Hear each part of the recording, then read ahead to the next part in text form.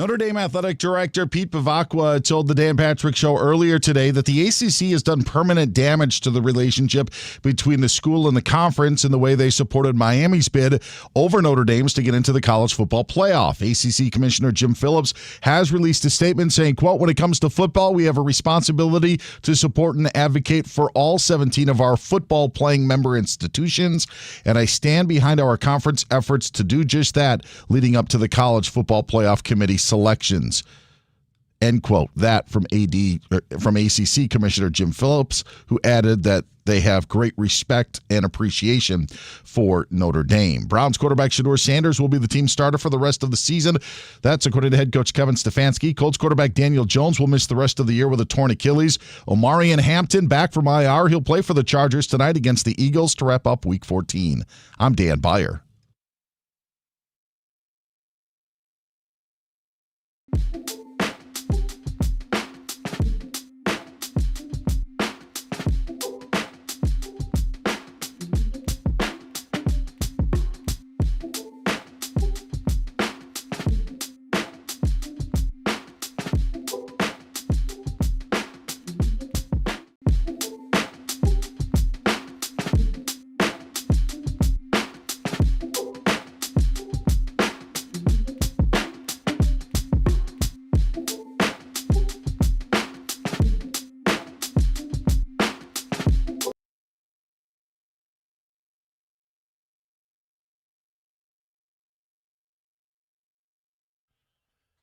All right. We know exactly what we're doing. Getting you ready for Monday Night Foosball and talking about all the games and everything you did this weekend like we always do. We call it things that make you go, But we say hello. Oh, yes! Yes! Yes! Let's have a great week. Hope you had a nice weekend. We're Covino and Rich. And we got Bo hanging out with us today in for Danny G. What up, Bo? Buddy. Bo Jackson. Iowa Sammy, what's up, bud? Yo. And, of course, Dan Beyer on your updates, Spotty's on the videos. And let's this wild rumpus begin. An action-packed week of not only NFL football, there was some fights, there was college football, and we're going to go over all of it. Let's rock out. Again, stick around for the great Dan Beyer's insight. And, of course, you could watch what you hear on our new YouTube page, Covino and Rich FSR. Covino and Rich FSR, we're streaming live.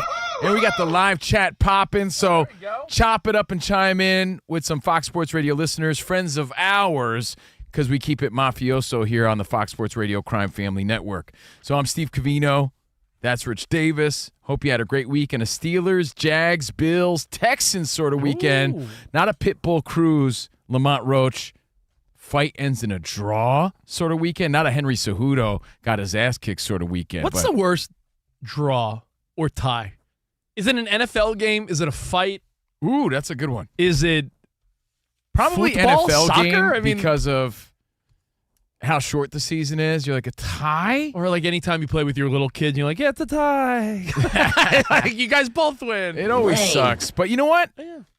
People complain about judges scoring in boxing, and there's always claim of robberies. And, man, well, first of all, that's why you don't leave it in the judge's hands, right?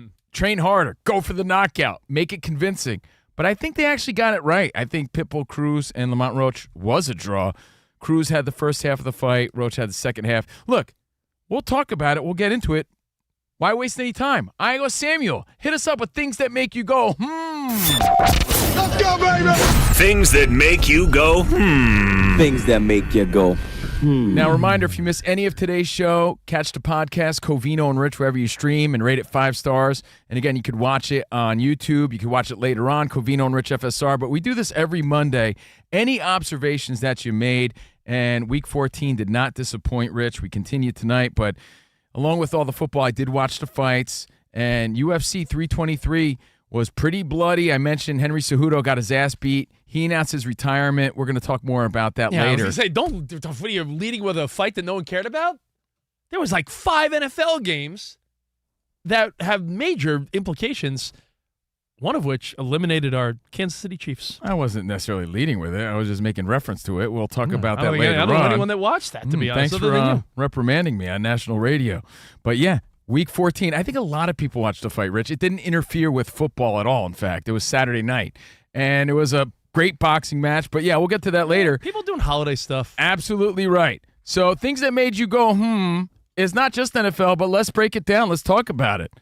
Want to talk about how your team, the 49ers, benefit from Daniel Jones being out? I do. That's something we're going to get to for sure. But I think Kansas City, the big story, would you agree, is that I think of all the upsets and big wins, the Chiefs losing is the biggest story of the weekend. Their loss is bigger than any win that happened because they were a dynasty for the past 10 years or in the playoffs for the past decade. And the thing is, it wasn't an upset as much as just you've had this feeling like you always make the reference when Tyson was losing to James Buster Douglas. You kept thinking like, oh, what are you doing talking boxing, bro? We're talking football. He'll turn it around. And, he never did. And Buster Douglas upset him. I think all season we're like, all right, the Chiefs are, they'll figure it out. And here we are, and they are not going to figure it out. They're 6-7. It's over.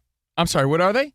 6-7. Sorry. 6-7. Gotta get one last one in there because it's so slowly gone by now. Well, isn't there out here on the West Coast, In-N-Out? Didn't they debut the new 6-7 special? They skipped. No, In-N-Out has now skipped number 66 to number 68.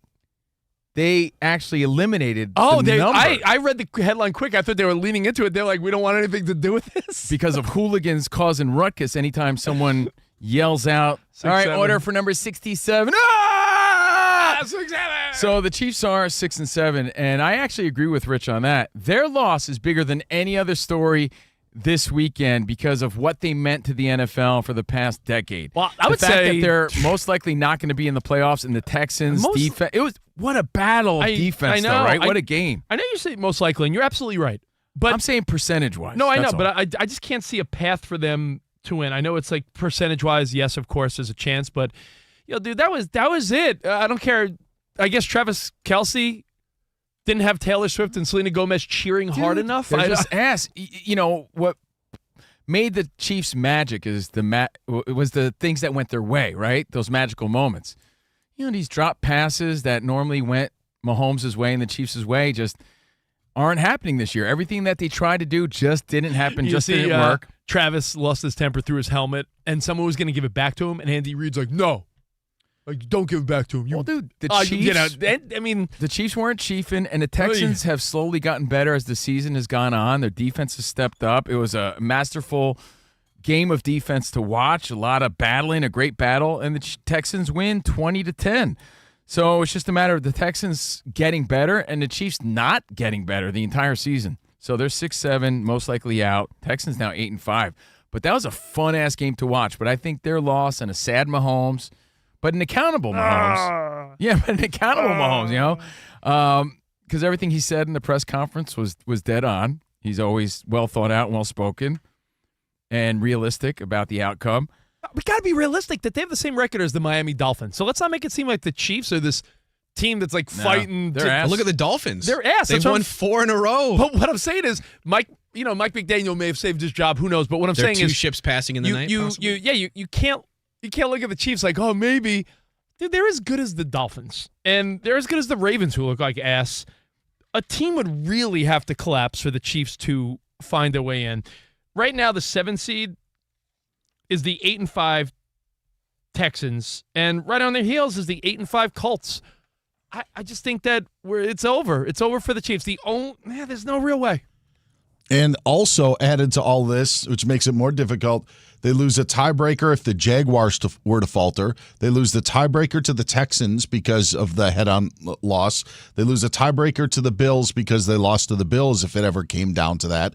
And you got another game with the Chargers coming up, but the Chargers already beat you earlier on in the season. So if you don't win that game, you're not even winning any tiebreakers against any of these teams that you may be tied with because you lost to all of them. You know what's wild? Dan Beyer, and that's fantastic insight. What's wild is when we were kids, there was one year like the Niners didn't make the playoffs. And I remember it. With Tom Brady, there was the year he was hurt. Matt Castle took over. There was one year the Patriots didn't make it. Is this that one year, or could we be seeing the beginning of a No, that's why I think it's the biggest story. It's the sad ending of a dynasty, of a sweet run. That's how I feel anyway. And to even go on top of that, I think I have more appreciation for what the Chiefs did after they lost to the Buccaneers. And they made it all the way to the AFC Championship game the next year, lost to the Bengals when Cincinnati ended up going. But that was the dip. But the Chiefs made it that far that year. Like, I have appreciation for that run now, seeing what is happening this year, because it is difficult to lose a Super Bowl and bounce back with the same sort of emotion, especially if you're Kansas City and won 2 Super Bowls previous to that. This is just bound to happen at some point. Yeah, last year we were talking about three-peat, and now we're talking like over. Not even in the playoffs. Right? And I think what adds to that feeling, Rich, is the fact that you're seeing Kelsey probably looking toward retirement, which, again, we'll talk about later on. The playoffs were symbolically Rashee Rice, and that hit, dude. I haven't seen a hit like that since Ronnie Lott. That was a legal hit. I'm glad there was no flag, but when was the last time you saw that was a violent hit? When was the last time you saw a hit of that magnitude in the NFL without a flag? He had like thrown? a slight convulsion at the end of that. You saw his feet. Like, I don't think it was concussion. I think it was more like shivers of his spine. Like, I don't know what it was. It was very dramatic, though. Maybe he added some theatrics to that hit. I'm not sure, but that was a pop for sure. If you watched the game, you know what we're talking about. That made me go, because you're right, Rich. I'm surprised they didn't give him a minute. But the Chiefs, I think the dynasty's over, at least for now. I don't think they come back in the next few years. I don't. I feel like they have to start all over. So you think I'm not saying Mahomes. But I'm saying you think Mahomes, and I'm not saying you're saying this. Let me just pose the question: are you saying that Patrick Mahomes is now the quarterback of a team that will miss the playoffs for a few years in a row? Because that seems weird. Mahomes is going to be a QB of a 500 or sub team like for Dan years. Just said, it's not easy to get back. So even if they do get some great additions, could it be that a new tight end? Like, you still got to build some chemistry. There's going to be some growing pains. Could it be that we were spoiled, Covino, in that, like I said, some of the other legends I mentioned never really had losing seasons. While they didn't win the Super Bowl, they never really had losing seasons. Like, once Indianapolis got going, did Peyton Manning have a losing season? Did Tom Brady have a losing season? Did Joe Montana have a losing season? None of these guys that are in that conversation. Aaron Rodgers, until he moved on from Green Bay, did he have a losing season? You know what I'm saying? Like, we're talking about like, I could look at Drew Brees. Maybe there was a year where they went 8-9 or something. But most quarterbacks of that magnitude somehow find a way to get into the playoffs, even with a mediocre team. And if we're saying this is over and you got the Chargers and Denver, who's 11-2, if their division's good, it would be awfully strange to see Mahomes go through a couple years where it's like, oh, wow, the Chiefs are like pedestrian. Well, it's awfully strange to see the fact that both the Chiefs and the Ravens might be ass. It's a different NFL. They're both 6-7. 6-7. And, you know, it's interesting to see how quickly that shifted, right? We're living in the upside down Stranger Things style, where the teams that were good just a year before and the teams that we're so used to seeing being the dominant teams in the NFL are no longer. And that's the parity and the beauty of the NFL. Hey, can I give you, what were your observations? 877-99 on Fox. Let's go. Can I give you a very unsexy things that made you go, Sure. Hit me up with the little things that make you go, Sam. Ooh, I got to spice this one up because it's not that exciting. It's two teams that aren't, again, very sexy, but the Bucs lost a game that may come back to bite them. They lose to the Saints, and Carolina's hanging around, and they play each other 2 times in the final 4 weeks. The Panthers, Bucs have not played this year. They're both 7-6, but they play each other 2 times in the final 4, and I think that is a very interesting thing because either Baker buckles up and he's like, all right, let's stop the silliness. We're going to do this. Or this is the opportunity for Carolina to say, all right, we're not there yet, but we're there enough to win this division. Tampa is not good right now. No. They are in a bad spot, and they lost 3 coming out of the bye. And I know this because my survivor pool hopes, I went with the Buccaneers yesterday, and they ended like many. The big Circa one in Las Vegas. Yeah, Buccaneers were the one. most popular pick this past week because you thought with the Saints coming to town, but they're in a bad spot. They played like a team that wasn't the favorite in the game. Guys, they had 7. They were 2 of 7 on 4th down yesterday. Oof. Now, there was end of the game, they didn't get it where they had to go on 4th down. There was a volley of errors. Same like in the Kansas City game. Baker, guys were dropping passes, interceptions. The defense could have turned around the game. They bobbled what could have been interceptions. Yes, Chris Godwin had a first down on 4th and 3 and was hit, they jarred the ball loose and was. That's what happens to bad teams, and you're absolutely right. Like, Tampa is in a bad spot right now. The good news is they have the Falcons on a short week, and Atlanta may be in a worse spot. But to think that the Buccaneers could do any damage, I mean, their defense is not what it once was. And, yeah, the Saints had a couple of great plays on 3rd down to convert it. Yeah, Tampa's in a bad spot right now. They've been playing bad for the past 4 games, like Dan said. One game losing streak, though. They won last week. But They barely beat Arizona. Won. Yeah, and Arizona had like a red zone turnover. Aren't you starting to feel like ass. even if they were to make the playoffs, like, they're not it. They're not the team. Like, I know it's anyone's season, and we've been saying that all year, but I think it's safe to say at this point, like, even if a team like that were to sneak in, Rich, like, they're not the team. There's no way. Pal. Trust me, you're not that guy. They're not that guy. They're not that guy. Even though I like that team and I root for Mayfield, like, they're not that good. There's so many observations from the NFL, and we haven't even talked about college football and Notre Dame being out. And I want to talk about Fernando Mendoza later. This kid's excitement level, but DB, I saw because it was not a game that was on my radar because I thought you were just going to whoop them. 6-6 at halftime. I'm like, did the Seahawks just not show up in the first half? And then they outscore the Falcons 31-3 in the second half. Yeah, Rashid Shaheed took the second half opening kickoff of the second half back for a score. Yeah, I think it's just early start, across the country, 1 o'clock Eastern time start. Let's get our feet under us. And I honestly think that was a part of it. JSN turned it on in the second half, couple of touchdowns. Yeah, it took them a half to get going, but had a key turnover. Bijan Robinson fumbled it in the red zone, which halted any Falcons momentum of them 6-6 being in the in the game. Right? Yeah. I remember being like 6-6. Is this? Could they steal a game from Dan's mighty Seahawks? And then very quickly, every time I looked, another touchdown was added. Seahawks 10-3 now, though. They're like a quiet 10-3. But you know what could be the most important game of the year? Week from Thursday. Well, yes, but also the final wrong. The final game of the year. The final game of the year is Dan Byer's Seahawks and my 49ers. And Dan, if your Seahawks beat the Rams, which is the game you're insinuating, yes, right? If you beat the Rams and the Niners beat Titans and the Colts and teams that now the Colts without Daniel Jones, there's a chance that Week 18 Niners Seahawks could be for the 1 seed. Mm-hmm. Isn't that crazy? Yes, and it makes it crazy that a team like Tampa or Carolina would get a first round home game. I mean, it's so absurd that is the case, and it could be better than any of the other teams in the NFC. So that and it's happened before with our teams where the winner was the 1 seed, loser was a wild card. Yeah.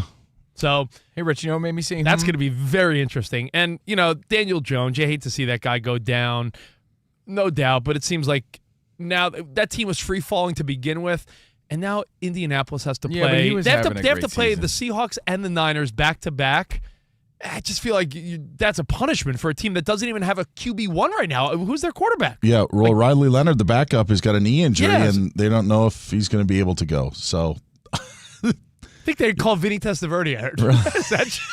Bring him out. I heard they Ryan Fitzpatrick. Phillip Rivers was the name that was Doug Gottlieb brought up earlier. My goodness. Jokingly. I think there's certain teams. I think what we're getting at is there's certain teams now that we just don't want to give that credit to that completely deserve the credit. For whatever reason, they're not sexy or don't sound sexy, or we're not used to seeing them be dominant because we're so used to a Ravens, Chiefs sort of league. Dan's Seahawks, one of those teams. The Jaguars, one of those teams. And I think that's what we're getting at right now. Daniel Jones is out. That benefits Rich's 49ers probably. Jaguars win 9-4 now. They win 36-19. And I was getting at Joe Burrow because I think the Bills are a big story here. Josh Allen had a game. But what do you think about a lot of times when you see a quarterback talk about their team, the answers are always like a Dak Prescott sort of thing of like, we got the team, we're angry, we got a chip on our shoulder, we'll be better, we'll get them next week. Joe Burrow's attitude is an attitude of honesty and, mixed with swag, I guess. What are your thoughts, Rich? Because it makes me say, when I hear a Joe Burrow fall short against the Bills, 39-34, and he looks at the record and he's like, that's just not good. We're just not good. Do you like that honesty? I do. I do. And I respect the positive outlook, but I also respect seeing that Joe Burrow expects a lot more from the team he's playing for. But himself, listen, Joe Burrow, you watch the Bengals cough away their season on back-to-back interceptions late in the game in the snow. That one we just saw the highlight. Yeah, I was rolling on one of the TVs. But he was like 4-9 is not good. We're not good. A little tip and a pick six. Listen, it is what it is. I know, DB, you had that game circled as interesting, and it was until it wasn't. They had a 10-point lead in the fourth quarter, like midway through the fourth quarter. Josh Allen rips off that run for 40 yards, his longest career touchdown run, and then, as you mentioned, the back-to-back interceptions, and it was just, they scored they scored a touchdown late to make it closer than what it ended up being, for as much as the Bills had that whirlwind of success. So a fun game to watch, especially the snow game, but the Bills look like they're on track right now. So over the Bengals, that made me say, because, I don't know, I thought Joe Burrow was going to pull that one out. We got to talk Packers-Bears. We have a lot to get to, but I also want to get to your phone calls at 877-99 on Fox. Any observation? Rich mentioned Fernando Mendoza, and he gave God lots of props. He had a fun speech that went viral. We got to talk about that, some of the fights and more. Any observations you made Week 14 as we get ready for Monday Night Football, hit us up at 877-99 on Fox. 877-99 on Fox. We get to you next. All right. Now, quick timeout, holiday upgrade, check. You still watching the game on that old small TV? If you are, you're only seeing about half of the game. Yeah, your TV shouldn't tap out in the red zone. TCL's QM8K QD Mini LED is the real MVP. Ultimate brightness, ultimate black levels for the ultimate experience. Picture so clear, you can almost taste the turf. It's not just football. It's cinematic adventures. It's movies. It's all your holiday classics. Everything you're watching just looks crisp and crispy and smooth. Here's the play. Holiday savings off select TCL TVs. You could go premium with the QM8K Covino talked about. Brilliant picture, huge sound. That's the ultimate choice. Or you could grab the versatile QM6K for an elevated game day experience. Don't overthink it. Lock in the ultimate experiences with epic savings and undeniable bragging rights all season long. Get it while supplies last. TCL, official TV partner of the NFL. Find TCL at all major retailers. TCL, bigger, brighter, better holidays. Select models, limited time. See all major retailers for details.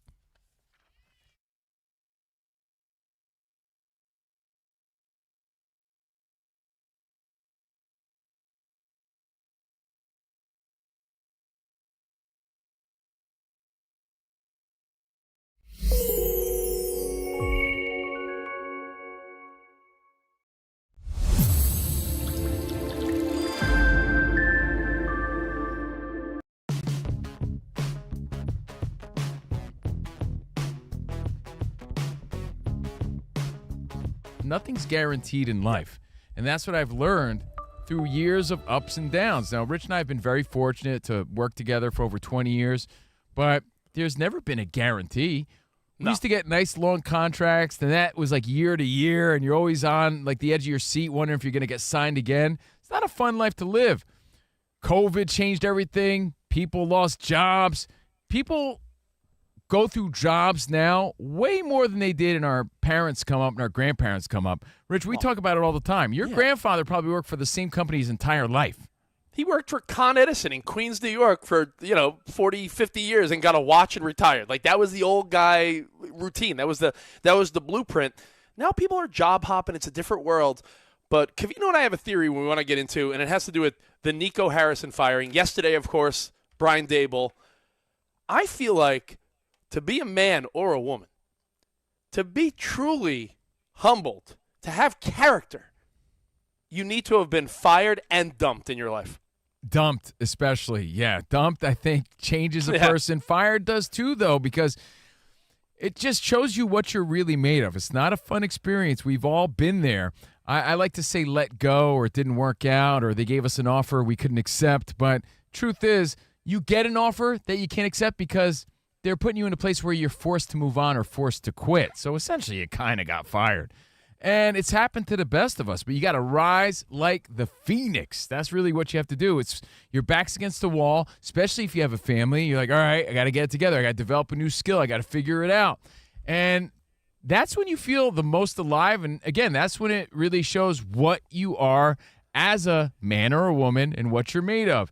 And it's happened from the smallest of levels. Rich, weren't you fired at Wendy's? I was fired at Wendy's. I was fired at a radio station. Right. We've all been fired, and we've all been dumped. And I really do think it's a true test of how you rebound. It humbles you when you think you're invincible. Like, yo, she'll never dump me. Dude. I saw Covino at his most miserable moments when he thought some of these girls would never leave him. And then he's crying in his beer. I think that's just as important as getting fired. Look, no one likes these things, but it's a part of life that shapes you and gives you character, like Rich said. And, Rich, that's a great example of my first learning experience that life's not always going to be sunshine and rainbows, as Rocky Balboa said. Your life ain't all sunshine and I rainbows. was definitely that guy who walked with the strut, thought his S didn't stink, was the coolest dude in the room. She'd never break up with me. She's lucky to have me. I'm God's gift to women. I'm the greatest guy because my mom told me so. And sure enough, man, I was dumped on my ass time and time again by women who thought otherwise. Well, and you know what, though? It motivated me. It lit a fire. It let me know that I wasn't all that in the bag of chips, as your dad probably used to say. And I remember this clear as day, Rich. My Uncle Joe said to me, you know what? He's like, I actually like you better, man, as a result, because you've been humbled. You become a real person. You're no longer a cocky wooden boy anymore. You're not a Pinocchio. You're a real man because you know what it's like to experience heartbreak and loss and defeat and being fired. It humbles you and it puts you on your ass into a real place that some people need to be.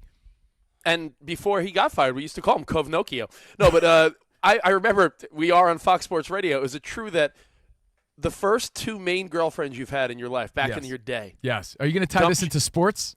Dumped you for a New Jersey Net. Yes. At the time. Yep. And then the next girlfriend dumped you for a New York Ranger. Absolutely, yes. That's a true story. I'm not proud of it, but it goes to show you I was a dude living in my parents' basement, or as I used to tell girls, I have these old roommates that live with me. Don't mind those old people. They're my roommates. They live upstairs. They rent from me. They rent from me.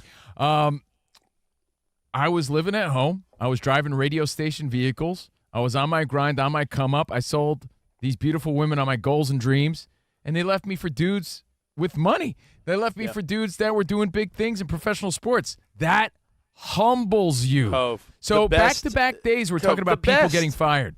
The best of the best in sports have been let go out of contracts. Yep. Coaches have been fired. Players that are Hall of Famers have been, we're going to release you. We're not going to pick up the option on your deal. Like, this happens to everyone, and I really do think it's a test to see what you're made of. And a wake-up Harrison call.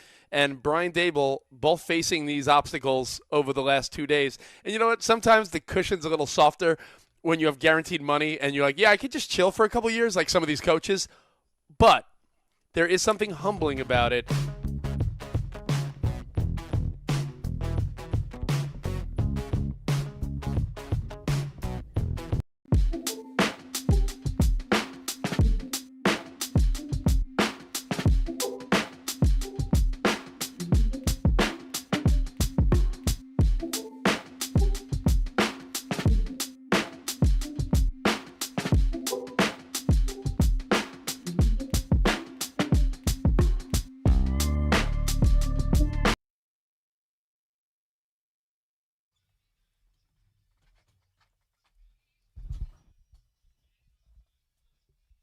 We got to start saying it. Jags are legit.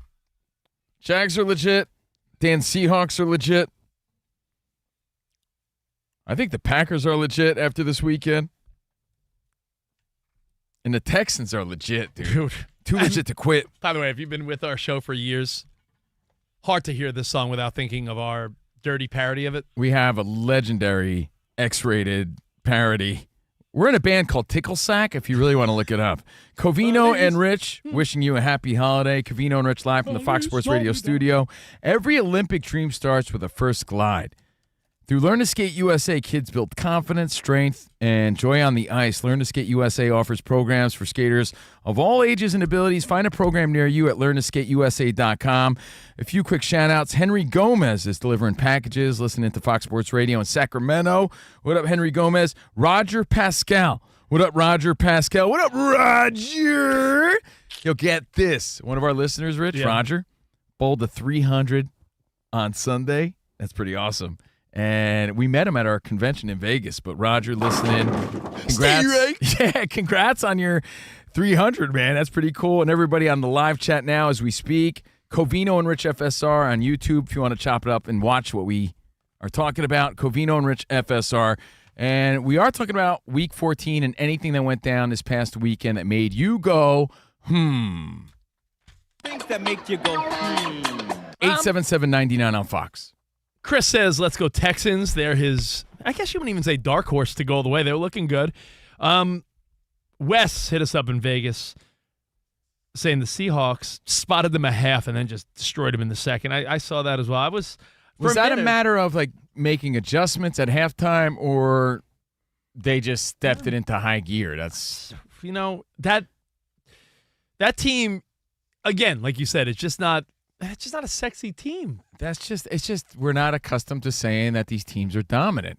Yeah. But we're seeing a role reversal, a Stranger Things upside down sort of situation because it's a new NFL. It's a new year, and we're seeing some of these other teams emerge as the dominant teams. But again, you still got the Bills in the mix who looked good this weekend. Well, let me ask you, did the Steelers bro. win, shut people up, or what? Metcalf had a game. However, that is Aaron Isaiah Rodgers Likely played catch. well. That was a touchdown. I don't care what anyone says. That Isaiah Likely catch was a tutty. It was. You looked at that, the eye test didn't tell you that there was a catch, and then it just got knocked out once the catch was made. But Steelers are tops of the AFC North, and, man, I wouldn't have guessed that, so props to them. You know when you're just subjective, even if it goes against your team? I would imagine even Steeler fans like, yeah, that was a catch, right? I mean, Dan Byer, do you know anyone that was saying, well, no, that was not a catch? That likely catch was a catch, no? There may have been a few, Steeler fans. It reminds me of when the Seahawks caught the Hail Mary against the Packers when they had the replacement refs. Yeah. It totally was an interception. It never should have been a Seahawks touchdown. You understand, you laugh, like the Seahawks fans can laugh at it. I'm sure Steelers fans will laugh at this, but you have to say, they also had the one where Rodgers had the ball deflected and it was still up in the air, and he was down on the ground, and they reversed it and said that he had possession and was down, and it wasn't the Ravens' call. So that adds on to the likely missed call and they called it a touchdown on the field, but replay reversed it. Usually it's the opposite. It's like you need a lot of evidence. That was a wild one. So when you watch that in real time, it did not look like a catch. When you watch it in slow motion, I thought it looked like a catch because he firmly had it. He got a couple feet down, but then when you watch it in real time, you're like, it didn't have it long enough. Dude, pretty wild, bro. Pretty wild. I have a question. But you know what? Aaron Rodgers, there was a few passes that Aaron Rodgers made in that game where he looked like the Aaron Rodgers of old. Like he looked good. There was one particular play. Still got something. One particular play where he hit Metcalf, and he was moving around the pocket, dipping and weaving, and he can still spin it, but you know what? Can he spin it like Jordan Love spinning it, bro? I don't know, man. Well, I thought Aaron Rodgers shut some people up. He did. I thought that Bears-Packers game, I'm excited. Let's run it back in a couple weeks. I thought that was fantastic. That was a really fun game. I think Tom Brady's getting better in the booth. I like when he they were looks talking stylish. about, I like his leather jacket. It went kind of viral over the weekend. I don't know if you saw it, but him and Burkhart, our old pal, we did TV with Burkhart in New York, and it's crazy to see his career just take off. He's a superstar. I love Kev. He's got that swag about him. He is a superstar, but they're in the booth, and he mentions that it's chilly there. And Brady pauses like, chilly? This is freezing here. You can see our breath in the booth. You can see their breath in the booth, and that's gone viral. So, yeah, props to him because he's feeling more natural and less robotic. And look, man, he does things at a high level. He takes it serious. There's no doubt that he was going to get better as time went on, much like the Texans. There's a lot of teams just getting better and better every week. I have a question. It's not NFL related, but it's football related. Yeah. Dan mentioned, Ohio State losing over the weekend. Indiana wins. You mentioned Fernando Mendoza. Did that clip go viral because beautifully endearing when he talks about their victory, or people just mocking this dude because he's kind of goofy and corny? I think Or both. I think it's more endearing. Yeah, Okay. agreed. Yeah. I think so too. But when you read the comments, there's a lot of people taking shots at him. And I'm like, oh, okay. Now I'm confused. But I agree with you. How I can you thought, not- what a nice kid. How can you not love a kid with this excitement? Oh, congratulations, Indiana, the Big Ten champs. How does that sound? It sounds so beautiful. I want to give all the glory to God. We were never supposed to be in this position, but by the glory of God, the great coaches, great teammates, everyone we have around us, we were able to pull this off. Whoever thought the Hoosiers would be here, but now the Hoosiers are flipping champs. Let's go. I love that he said Flippin' chance. flipping. I know, And that's he great. is a young kid of faith. And Covino and I were saying that. On a side note, I grew up in New York. We live in Los Angeles now. We forget the middle of the country. All these young dudes are very religious. It's hard to did you notice that so many young kids, I mean, we're talking about middle of the country. It's a very different world in major cities. You said it, Buster Brown. You don't agree, right? Yeah, the world doesn't revolve around these freaks out here in Los Angeles and New York where we grew up. No, I hear you. It A was lot of people, it was nice to see this. Thanking God. If that was me, I'd thank Mike, who runs this place first, and then God, of course. Okay, that you got to, make sure you priorities, get it right. bro. Mike runs this place, then God. Who? Mike, who runs this place. But it was If you won an award, you wouldn't thank God? it was I excitement. would. It was excitement, dude. And Now, just a little background. Mendoza has spent not even a year at Indiana. So he was at Cal previously. He's from Miami. So he's been all around the United States. But been around the world, and I The funny thing about that clip is like he would turn his head and look directly at the camera like every 5 seconds. Like so he'd kind of break the fourth wall. I almost felt like they will do something with this on SNL or something. Only because yeah. I he thought it was was great. He was but- so camera he was the opposite of a dud, but his camera awareness, like he was like camera one. Let me stare at it, get a little extra close. But it was there was very something- sweet. It was loving and Yeah, endearing. he was hyped up. And it kind of reminded me of that Willem Dafoe gif where he's like, does the crazy smile, then turns the camera and like it zooms in on him. He's like, ah. Rich, and your speculation Do it, on Sam. his Do it. thanking God. He's of Cuban heritage, has Cuban background, so I'm not surprised that Oh, he's and by the way, religious like that. I wasn't criticizing. I was just saying you see a lot of these young kids, especially that play for colleges in the middle of the country. A lot of faith out there, a lot of religion out Well, there. look, when things go bad, you turn to somebody. So when things are going good, be sure to be thankful. But And it he was- was. And I thought it was really nice to see. It was really interesting because, like Dan Beyer said, it's the Big Ten. But I'm telling you, there's a part of me that thinks it's gone viral, not only because it was sweet and endearing and authentic, and I did love it, right? That was his pure excitement right there. But people do think, like, man, this guy's a cornball or something. Like, and that's a part of cornball the that's going to reason. be the Heisman Trophy winner and just Maybe, won the yeah. Big Ten championship. However, as Dan Beyer said, it's not the national championship. Slow down, right, DB? yes, it's not. I love when his don't- voice cracks, Dan, in the beginning. I know. Can you play the beginning And then again? he tried to Oh, I congratulations, think he went deeper at the Indiana, end. the Big Ten champs. How does that sound? It sounds so beautiful. I want to give all the glory to God. We were never supposed to be in this position, but by the glory of God, the great coaches, great teammates, everyone we have around us, we were able to pull this off. Whoever thought the Hoosiers would be here, but now the Hoosiers are flipping champs. Let's go. Flipping. It's mind-blowing, though, because they showed you how many losses Indiana has in their history, and they've never, ever been in this position except for last year. So it's like this, you're in this 2-year spurt of like we're living in the twilight zone, that Indiana football is 13-0 now and the number one seed in the bracket. It's nuts. That went extremely viral. They hadn't beaten Ohio State since the late 80s. So let's say 0-30. I mean, again, and I'm not just trying to kiss Dan Beyer's ass. If Ohio State wins or loses that, again, it's not the national championship, but a great moment for Indiana They nonetheless. didn't score at all in the second half, so they ain't winning anything like just that. Look at that last. All right, so let's say they make that field goal. They don't miss that chip shot, which college is interesting because I love how in college you could kick the ball what feels so far left or far right. Like the hash marks are so different, right? Yeah, they're so much wider. So it makes it so you'd probably be better off kicking a 32-yard field goal as opposed to a 27-yarder because and you of can the tell angle. that kid. The angle was in his head. Oh yeah, and he's had issues. He missed 2 big kicks against Michigan last year, so it is a weakness of Ohio State, and I think that was magnified in that spot of a big game kick that was missed. But even if he does make that, it's a tie game. It's 13-13. Hey, and all then this Indiana gets the ball back, and you could just say, I don't blame that kid is what I'm saying. I feel like Indiana gets the ball back with a minute and a half, 2 minutes. I just feel like that game wasn't going Ohio State's either way. I've said this to Sam. I've said this to Bo. Ohio State beating Michigan last week was the biggest win of this year. They needed to beat Michigan last week. I felt even more so than a playoff run. Like they needed to beat Michigan last week. Now to have this game sandwiched in between the Michigan game and a potential playoff run.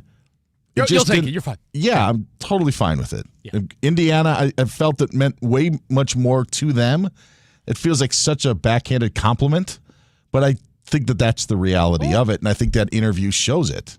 Did you see, speaking of football and kicking and chip shots and all the other stuff, Donald Trump put out there that we should change football?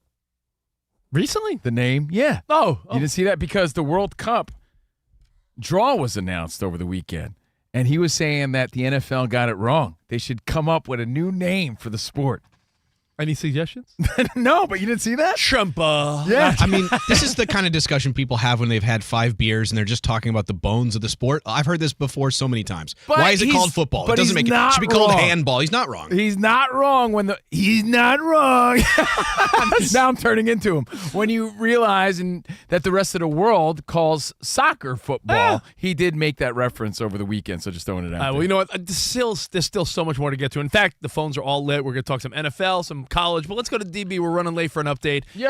Dan Byer! Maybe on another show we could come up with alternate names because handball wouldn't work because it's our handball. Yeah. Well, they could take the name handball from handball, and then their football becomes handball, and then handball can figure My it out. nominee, pigskin. There you go. Yeah, how about a game of pigskin? Well, that'll offend the vegans, though. So what are you gonna do? Who cares about vegans? Notre Dame Athletic Director Pete Bavacqua told the Dan Patrick Show today, well, I'll let him tell you on what he thinks about the relationship between Notre Dame and the ACC after the ACC, in his mind, made an all-out push to put Miami in the college football playoff. I have tremendous respect for Miami.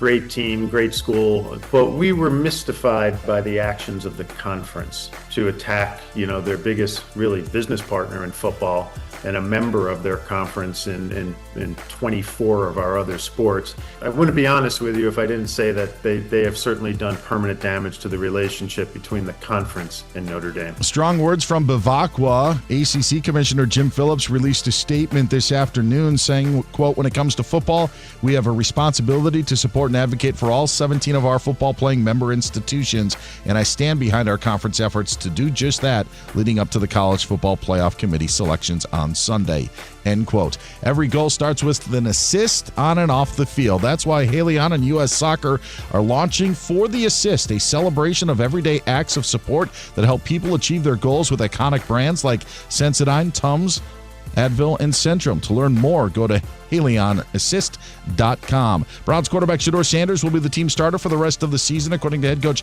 Kevin Stefanski. Colts quarterback Daniel Jones out for the year with a torn Achilles. T. Higgins in concussion protocol for the Bengals, while defensive end Trey Hendrickson's going to have core muscle surgery. And we have a flex alert. Week 16 Sunday Night Football will now be Patriots and Ravens. Bengals and Dolphins moves to 1 o'clock Eastern. Guys, back to you. Yo, thank you, DB. We got a lot to get to. We'll talk more college and NFL action. And, my story that I want to get to, Jackson Dart, is this dude kicking it to one of the hotties out there that we all know on social media? If you were the young stud quarterback in New York, you wouldn't? So we'll explain. There's a lot of fun stories still to get to here on Covino and Rich. Hang tight.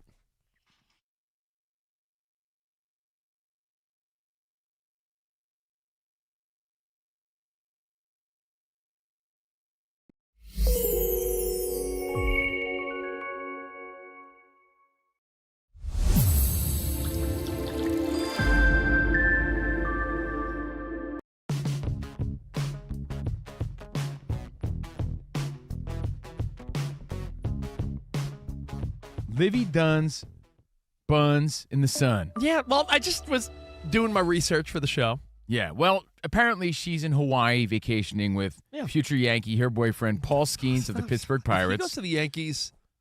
I mean, it wouldn't shock me. I mean, Livy Dunn bought a place in New York City, but she is a model and gymnast and all social media. On. Not only did she buy a place in New York City, he's also been telling his teammates, that's a true story, apparently. He's been telling teammates that he wants to play in New York. They denied that. I mean, those are rumors, but I believe them. Who started that rumor? Austin Wells? Me. Who started that rumor? Anthony Volpe? His teammates. Oh, no, his teammates. He made it very clear, like, this isn't the place to be. This is where superstars go to die. Play in New York. Well, Livy Dunn, the headline is Toast and Buns in the Sun on Hawaiian Vacation with Paul Skeens. And there you go. If you watch it on the YouTube, buns are out. Sun's out, buns out. And Covino and I disagree on one major thing here.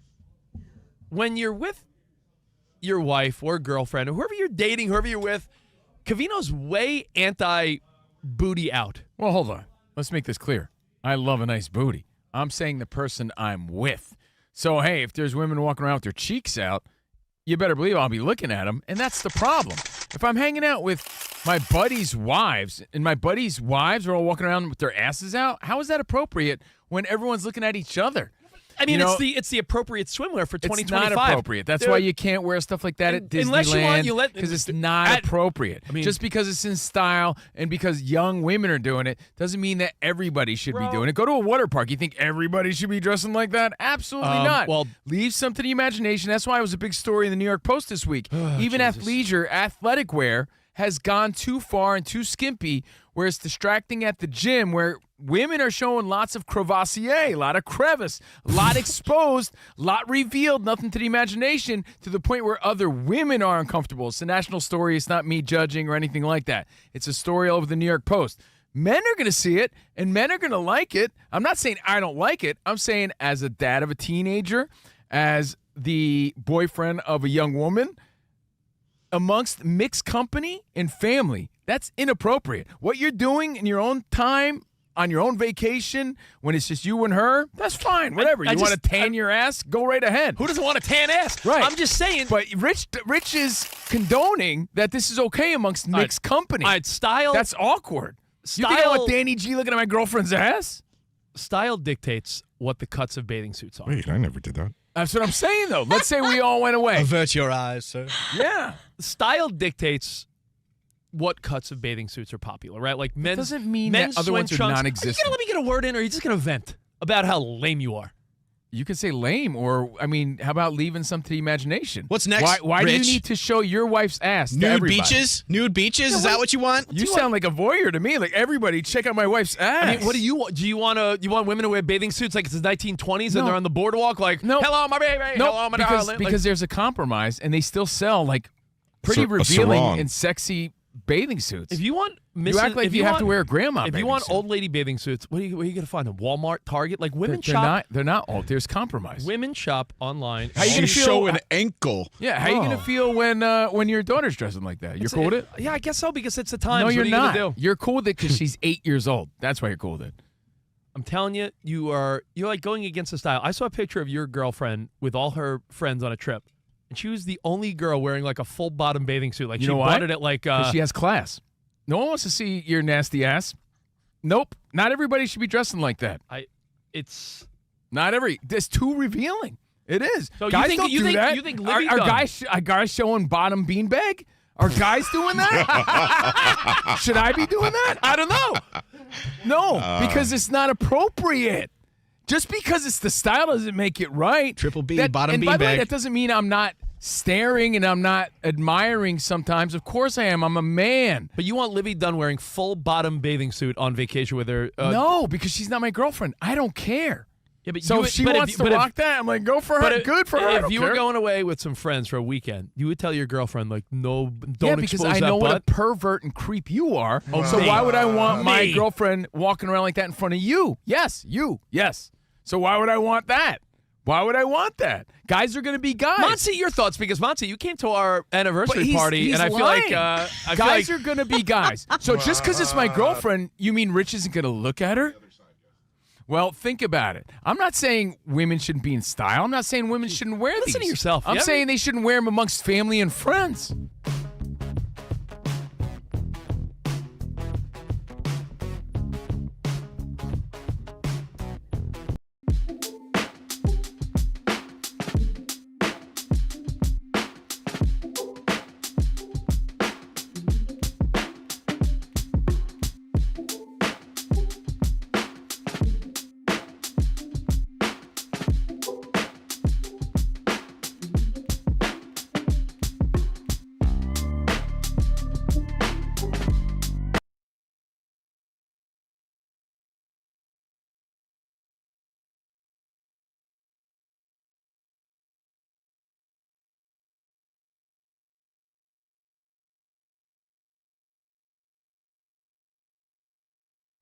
New happy holidays from your pals Covino and Rich, live from Los Angeles, the mean streets of LASA, live from the barrio, Fox Sports Radio studio.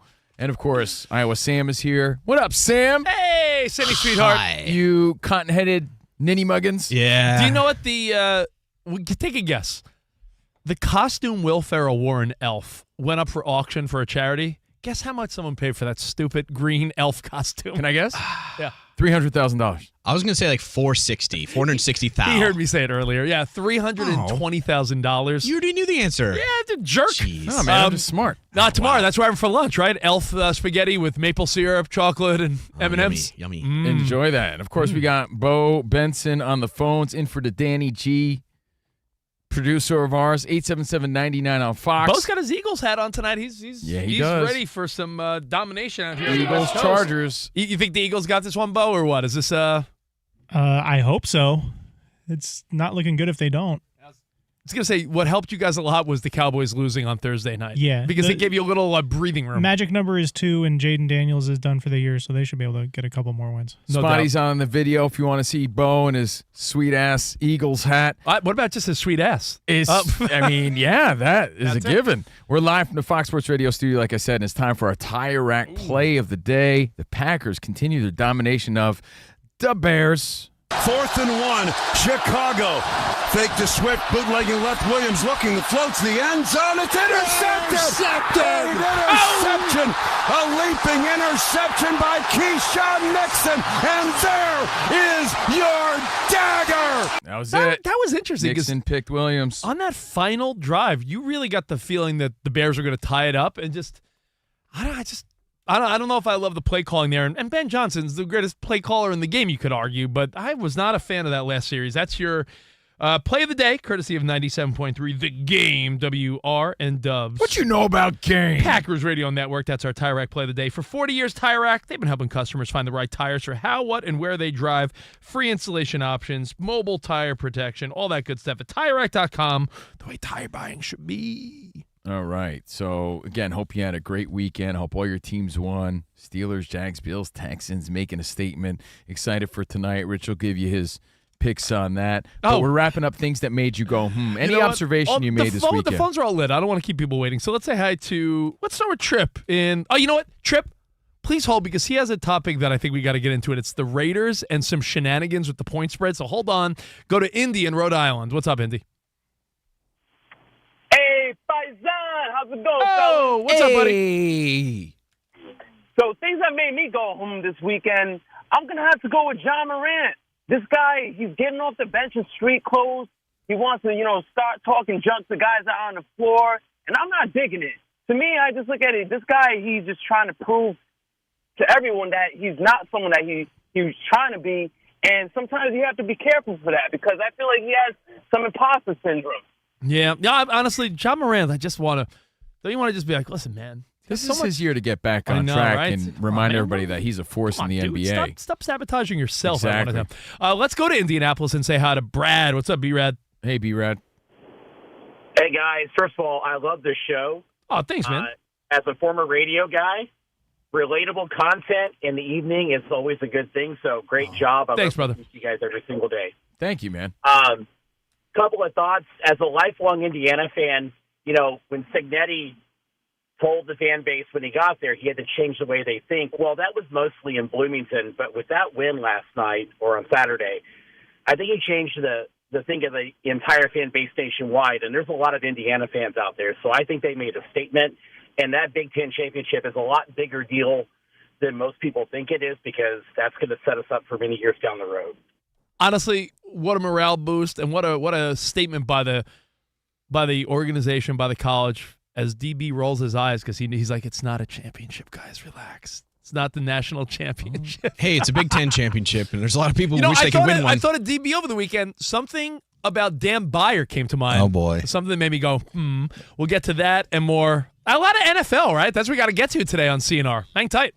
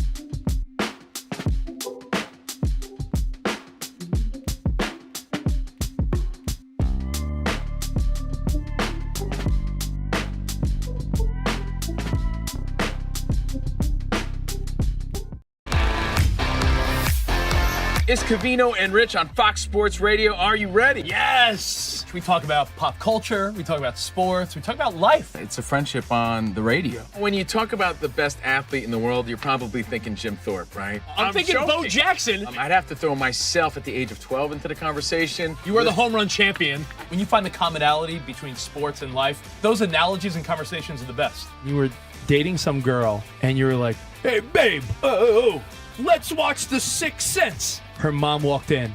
Can you believe he was dead the whole time? I wanted to get up. Well, slow down, Dana White. I don't want to say It's never boring.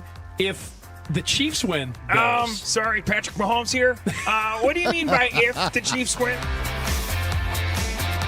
Our friendship is real. It's authentic. You can't fake the funk. we're the type of guys you'd want to hang out with at a sports bar. Best way to pick someone up at a bar? Yeah. Go up to a cute girl and say, oh, look at that bozo over there. And I'll point to you. We could make fun of each other, poke each other a little bit. I call him Blubber Lips, Rich Davis, because he never stops talking. He thinks he's the Mexican Fonz. Yeah. At any point, he's wearing a chain. You have a chain on? Always. Of course he has a chain on. That's like asking me if I'm wearing cologne right now. Of course I am. We take a lot of pride in being inclusive and interactive on our show. Just the more the merrier. Josh, Covino thinks that every man should own a leather jacket. I only wear vegan leather. Can you believe this guy? I can't believe this guy. We have a very special connection with our audience, our listeners. People feel that friendship. And I appreciate your show. I love it. It's all for you. Thank you. Mike Tyson, Covino, loves to just challenge us with random Mike Tyson trivia. Which accomplished celebrity purchased my sprawling Connecticut estate?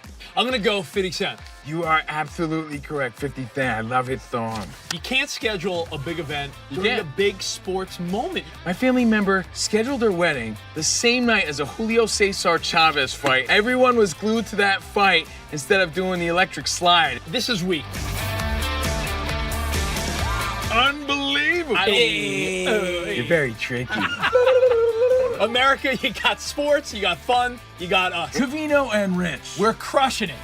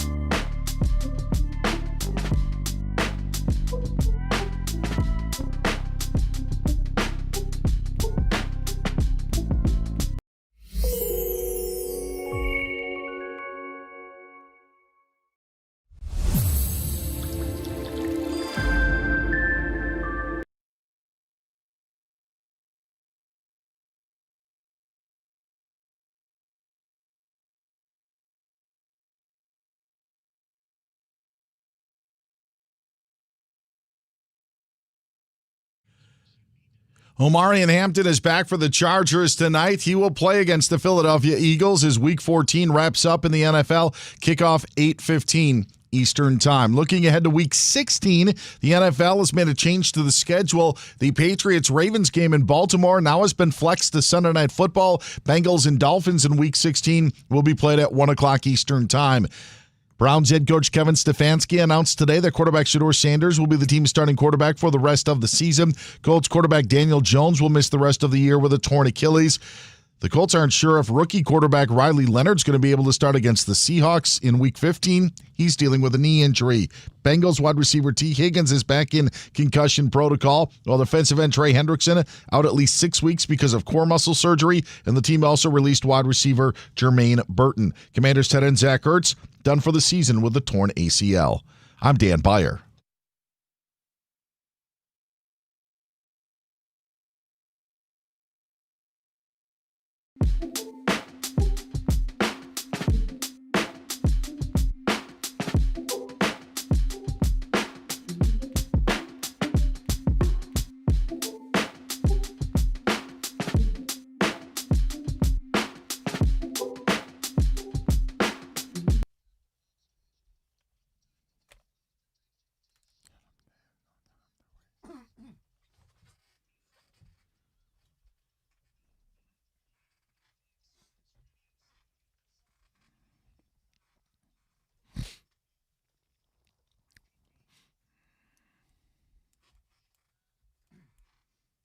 Ooh.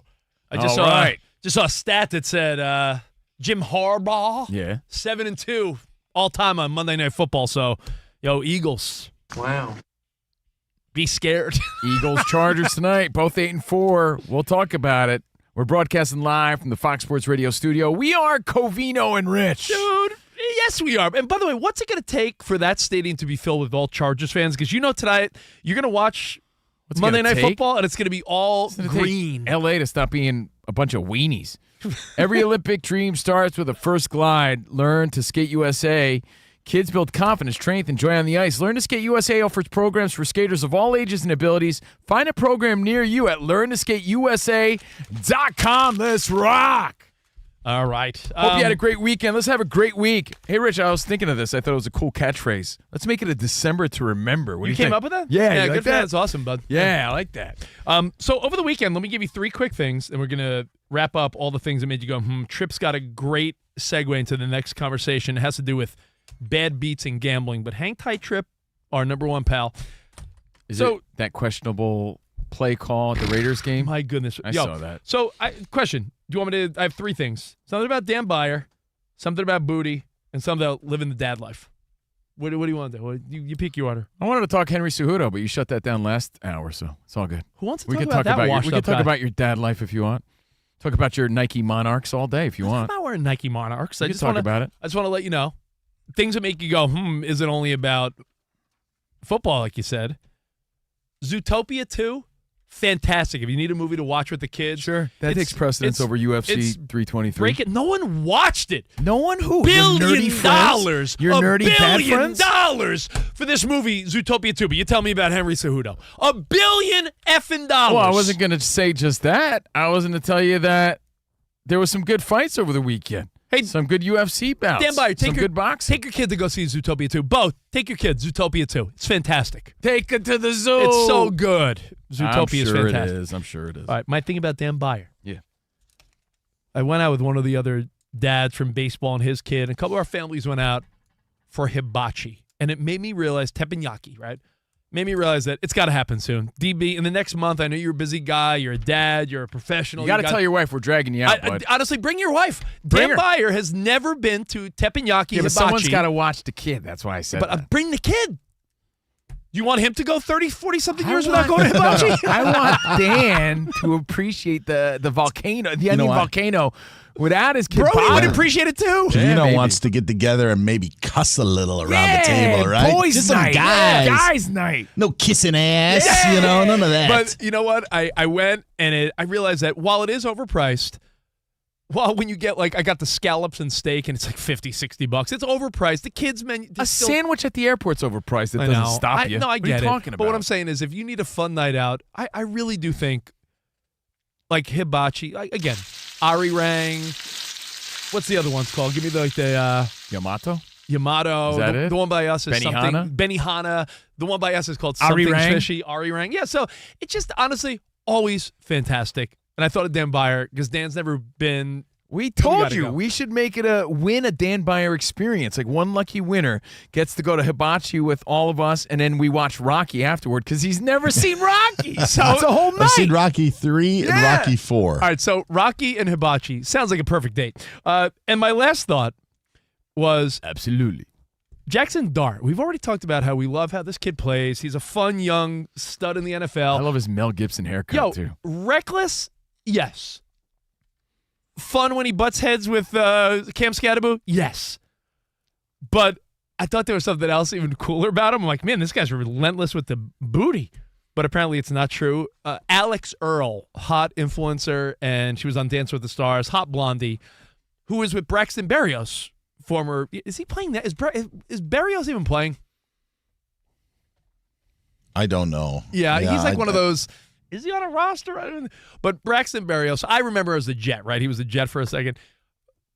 Super cool, handsome dude, but they broke up. And the rumor was that Jackson Dart immediately slid into her DMs. And I was like, she denied it, though. Yeah, she denied it. I was like, yeah, that a boy.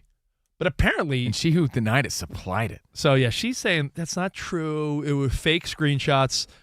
But there was the rumor that Jackson Dart got word of this and immediately was like, yo, you single now? She alluded to the fact, too, though, that even if it were true, she wouldn't tell anybody. So she keeps it big and discreet. Yeah. So I wouldn't blame him one bit. He's a young quarterback in the NFL for the New York Football Giants. You don't think he's trying to kick it to every hot chick out there on IG or whoever, a prominent figure? Absolutely. Why, I was going to say, why shouldn't he? I was going to say, there's no crime in that. Not to, not to sound eye-rolly, but who should get any, if that's the type of girl he wants, who should get the hot Instagram girl, the hot model? I don't know, maybe like the cool young quarterback of a football team in the NFL. I mean, so I just thought it was wild. The Jackson Dart, it's not true, but would have been cool. I think Kelsey reminded everybody, even though these guys aren't hurting when it comes to bank accounts and ass options. They don't get stock options; they get ass options. I heard that, yeah. But I think it did remind some people to shoot their shot wherever. I think when right with Josh Allen, Kelsey, when Kelsey Dart. did that interview with Taylor, and she tells a story about how he kicked it. I'll be honest, that was the most endearing they've been together. Yeah, it was kind of where cool. like he thought he didn't even think he had to ask security. He's like, yeah, I want to meet her.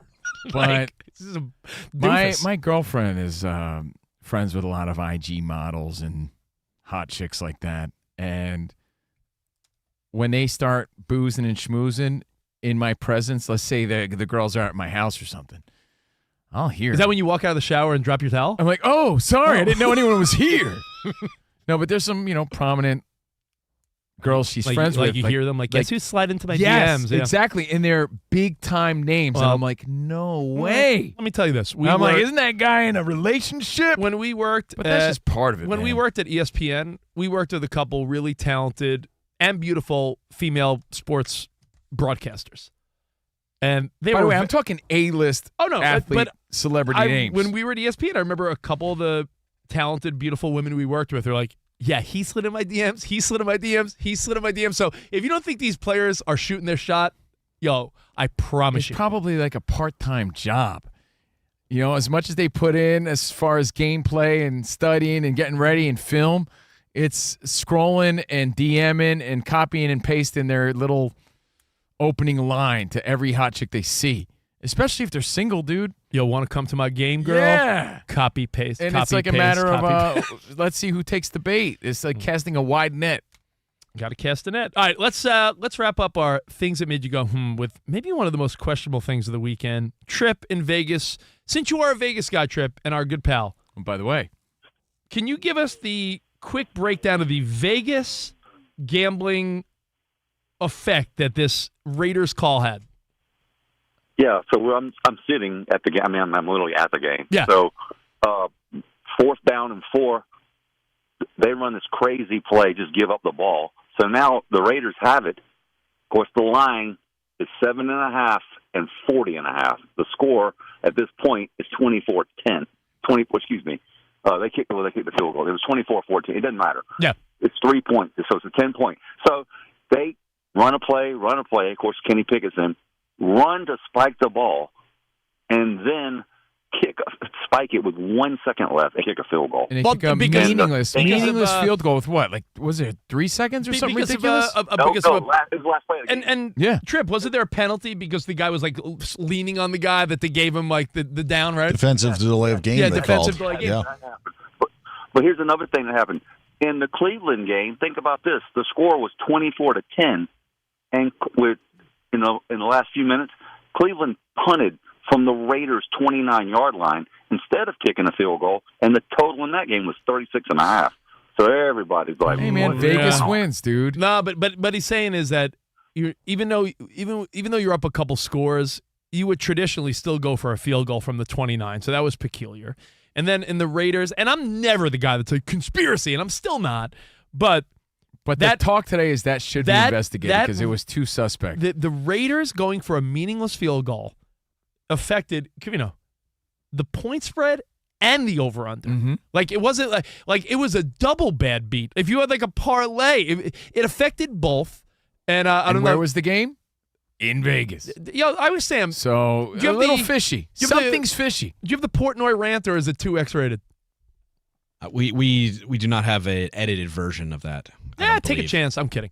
Give me. I didn't see it, so give me Portnoy is the gist at one of what point. he said. At one point, he was said. I think he was saying he was going to go beat up Pete Carroll. I mean, worse. I think he said he was going to go murder him. But no. But he's saying it was the worst criminal. They should be in prison. Bad beat. Because you were sitting pretty. It didn't seem like that was going to happen, and they went for it anyway. It almost felt like one of those situations where we've all been there, where you're hoping for something to happen, and you're like, my team just got the ball back, and they're winning, and there's 50 seconds left. No one's going to score a point. And then somehow something wild happens. That happened. It was there was probably someone on the winning end of that was crying, and then, think about it. For everyone that loses, someone else wins. I can play the very, very end of this where he calls for jail time for Pete Carroll. Oh, let's hear it. And that's it. Let me tell you. Prison. I love Portnoy's passion. I'm a big Barstool fan, and I thought that short of going to kill Pete Carroll, I think everything he said had some validity to it. It's very, very strange. Very strange. DB, any thoughts on this? I knew you were monitoring all the games yesterday. We put it up on Fox Sports Radio Twitter page as well.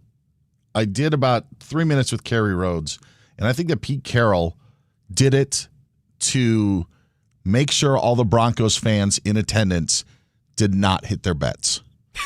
That's why, you could see tons of orange in Allegiant Stadium yesterday, and the Broncos were covering, and in the end, they didn't. They had just as much reason to throw up a Hail Mary at that point. So you did it for genuinely all the think international fans that love a good field goal, or to prove Trump wrong. I think it was his only win.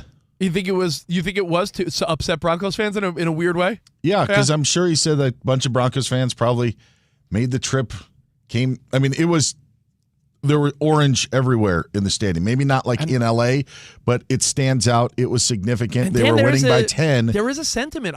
Dan's right. There's a sentiment that when you go to a game, I bet you there's stats out there that show that if you are a fan that goes to travel to a game, you also maybe bet a couple bucks on your team. Yeah, absolutely. That's why I think that he did it. Yeah, I agree. That's why I think he did it to stick it to at least the Broncos fans that were in attendance. You may not beat the Broncos, but you can at least stick it to their fans. Wow. I respect that. How wild was that? Well, thank you, DB. And thank you, Trip. Guys. Thanks for the call. Trip. Appreciate all the phone calls. 877-99 on Fox. Any other final thoughts? I mean, things that made you go, Other than the only thing that made me go, in a fight world, Dwalishvili beat Jan in UFC in a 5-round battle for the main event, bantamweight event. But in the world of boxing, that's where I was tuned in most. I just think there's an overuse of the term robbery.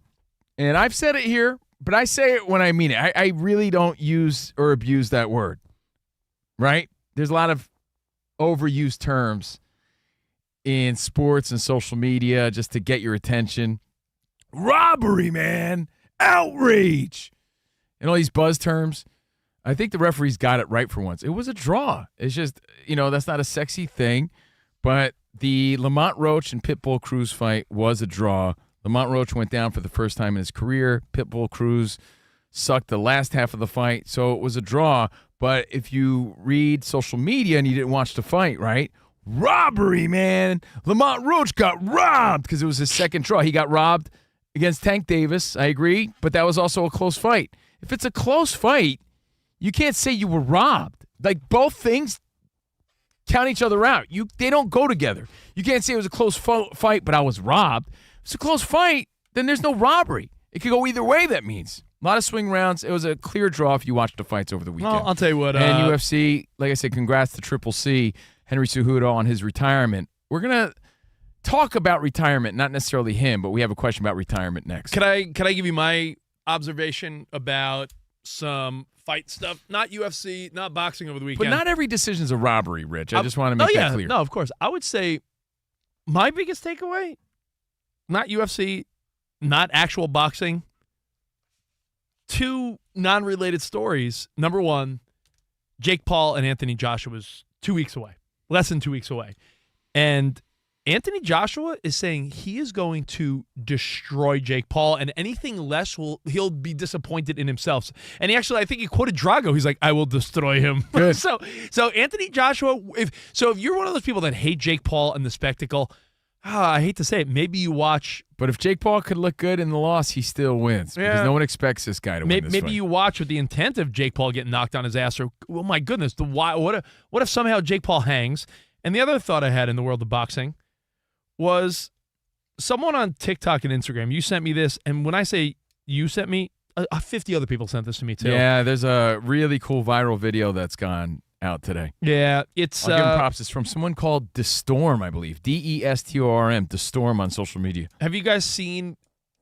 It's a couple bros hanging playing Mike Tyson's Punch-Out, and some guy goes, "Man, it would be cool if Mac had a backstory," and it flashes to like an AI yet cool video of what a movie would be like if, let's say, Lil Mac was a dude down on his luck.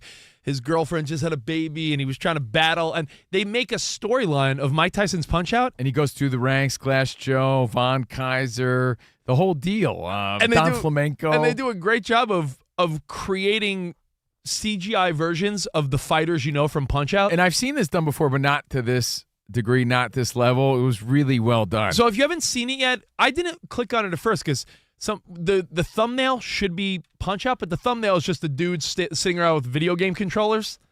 It's an AI, I guess, fake trailer of what the Little Mac Punch-Out story would be as he climbs the ranks and finally gets to Mike Tyson. It's Little Mac's down on his luck. He has a kid with his wife, and he's just trying to fight out of poverty. And he finally gets that title shot. And it's kind of cool to see because then Mike Tyson rolls up. Is it? By the way, let's go. Isn't it when you watch that? You got to be honest. Weren't you thinking to yourself, like, I would watch this? I would totally watch that. That's why we're talking about it right now. It's a next level AI teaser trailer of a movie that, I don't know, maybe it inspires the actual movie to be made. Then hold on. How do you feel about, this is an interesting thought. You know what? I'll put it on our IG story right now at Covino and Rich so you could play along at home and see it. At Covino it's definitely Rich. Worth the watch. At Covino and Rich, COVINO. By the way, video producer Spot, you don't have to play it on the video, but if there's like a screenshot you could show, we're streaming on YouTube, youtube.com/at Covino and Rich FSR. I bring it up because I mentioned Zootopia and how Zootopia 2 has made almost $1 billion worldwide. We're cool with animation. We don't want AI taking our jobs. How do you feel about AI in that scenario? Are you okay if they made an AI movie? Well, or is that crossing? Because you know what I'm saying? Like, you're okay with animation. We don't want AI to take jobs. But we'd both really want to see this. So what's your thought? You know what I'm saying? Like, we've already been there. What do you think Pixar did? You don't think that eliminated the actual artist? No, I'm saying, like, I would say that computers have been taking jobs as far as animated movies. Would you make it's sort of an, I don't want to say it's animated, but I don't know what you would call that's how what I'm it saying. looks. It's AI. It's AI. What I'm saying. So it's like, it's a weird in between because animation we accept. We don't want AI to take jobs, but I think that's because you could say, like, well, why can't you just cast some guys Don Flamenco? And it's like, yeah, you can't cast that King Hippo. You know, it's really worth the watch. And Butterbean's an old guy. Yeah. So check it out. We'll post it at Covino and Rich, at Steve Covino on social media. Spotty's playing a little the video of it in the background on our YouTube page right now. There's little Mac with his girlfriend. They're having a baby. They're down on their luck. And he goes to the Doc's boxing gym. Yeah, and there he is, Doc, with his red zip-up training Little Mac, and he, goes through everything. It's pretty cool. Again, at Covino and Rich, we'll put a clip on our Instagram story so you can play along. All right, now coming up, we're gonna give away some prizes. We're gonna pick some people that are actually playing along on the YouTube chat. And there's talk about possible retirement for 2 superstars, one in the NFL, one in the NBA. Which is more likely to happen? All right, get to so that. we have lots to get to. And more right here. CNR on FSR. Now, quick timeout. Holiday upgrade check. You still watching games on that weak-ass small TV? If you are, you're only seeing half the game. You got to step up your game, and that's where TCL comes in. TCL, bro. Your TV shouldn't tap out in the red zone. Yeah, you got to buddy. get that TCL QM8K QD Mini LED. That's the real MVP. Ultimate brightness, ultimate black levels for the ultimate experience. Picture so clear, you can almost taste the turf. And it's not just football. If you're watching holiday movies with the kids, cartoons, your Christmas classics, all looks just so much sweeter on that crispy, smooth TCL. Here's the play. Holiday savings are happening now. Select TCL TVs. You could go premium with the QM8K. Brilliant picture, huge sound. That's the ultimate choice. Or grab the versatile QM6K for an elevated game day experience. Don't overthink it. Lock in the ultimate experiences with epic savings and undeniable bragging rights all season long. Get it while supplies last. TCL, official TV partner of the NFL. Find TCL at all major retailers. TCL, bigger, brighter, better holidays. Select models, limited time. See all major retailers for details.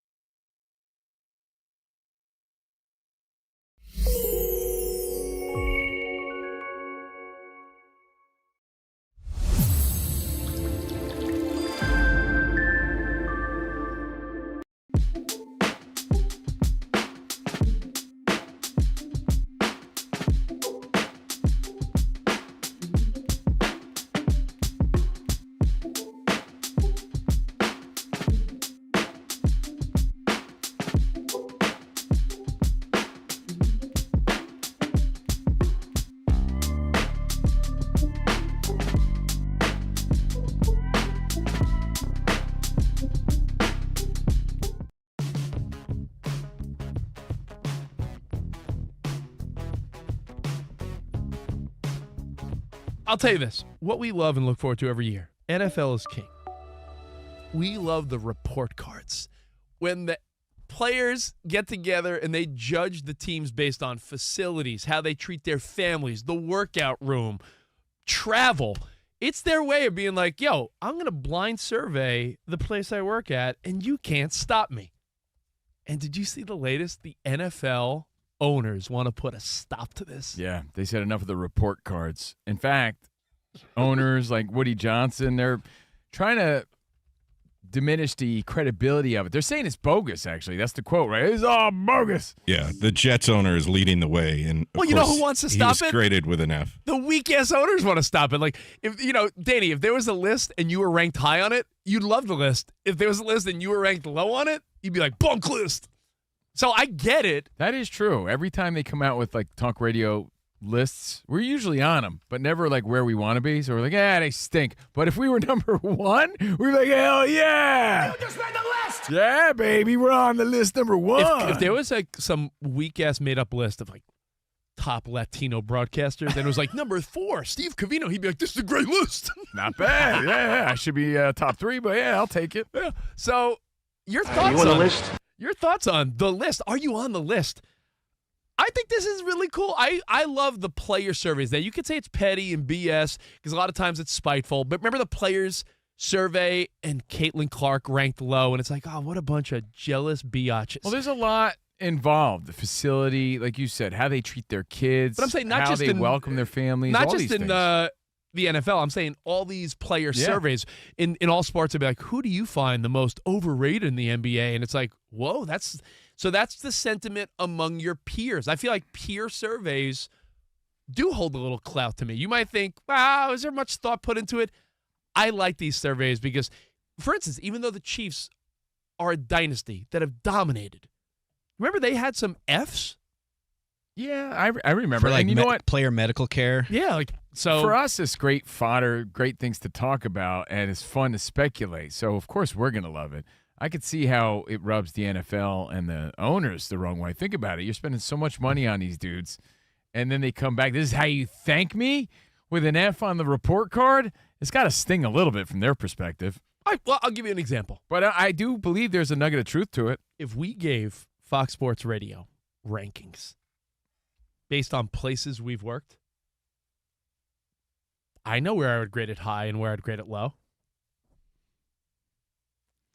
Maybe we used to get free snacks at other jobs. I was going to say Number 5. I remember there were jobs. There were jobs. I'll give you where we worked. SNY in New York, which was the Mets and the Jets. snack wall. There was a free snack We wall. had a snack wall, man. And I remember thinking, we all got fat too from that. Yeah, snack I was going wall. to say, Rich, it's good that we don't have that at we Fox were, Sports we Radio. were like taking Sun Chips home with us, man. In a way, all right, I'm just playing devil's advocate, and I'll be Keanu Reeves. When you think about it, it's a bit hypocritical. If they were to ask you, what would you do? What would you do? Because it is anonymous, crappy feedback. It's like if you're on social media, don't you look down on the jabroni who chimes in anonymously with some heavy criticism?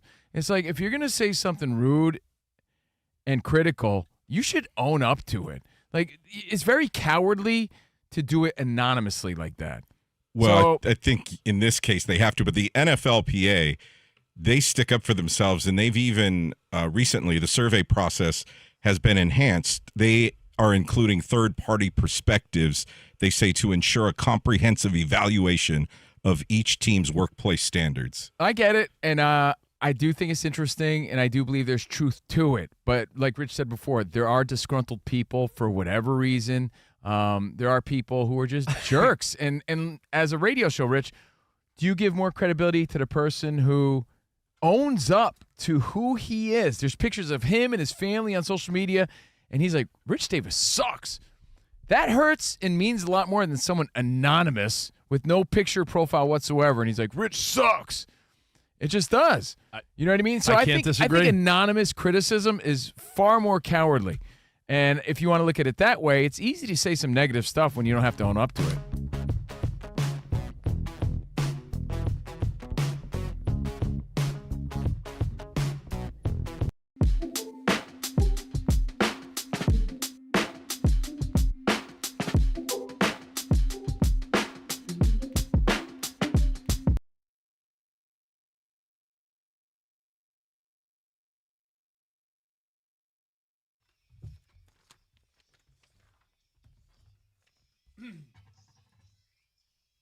By the way, AC/DC, Iowa Sam, announced the big tour, Power Up Tour in 2026.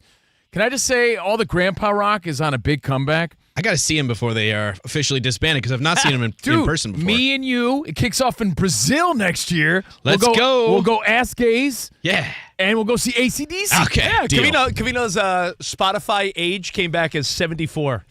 No, it actually came back younger than my age. But I do know a lot about this because I'm on Ozzy's Boneyard every weekend on SXM 38. Sorry to hear that. But, all right, Pop 2K boy. So, AC/DC on tour, GNR on tour, and they got 2 new songs. Motley Crue back on tour, Rush on tour. Okay. So there's like a all lot those of groups. Twisted Sister on tour next year.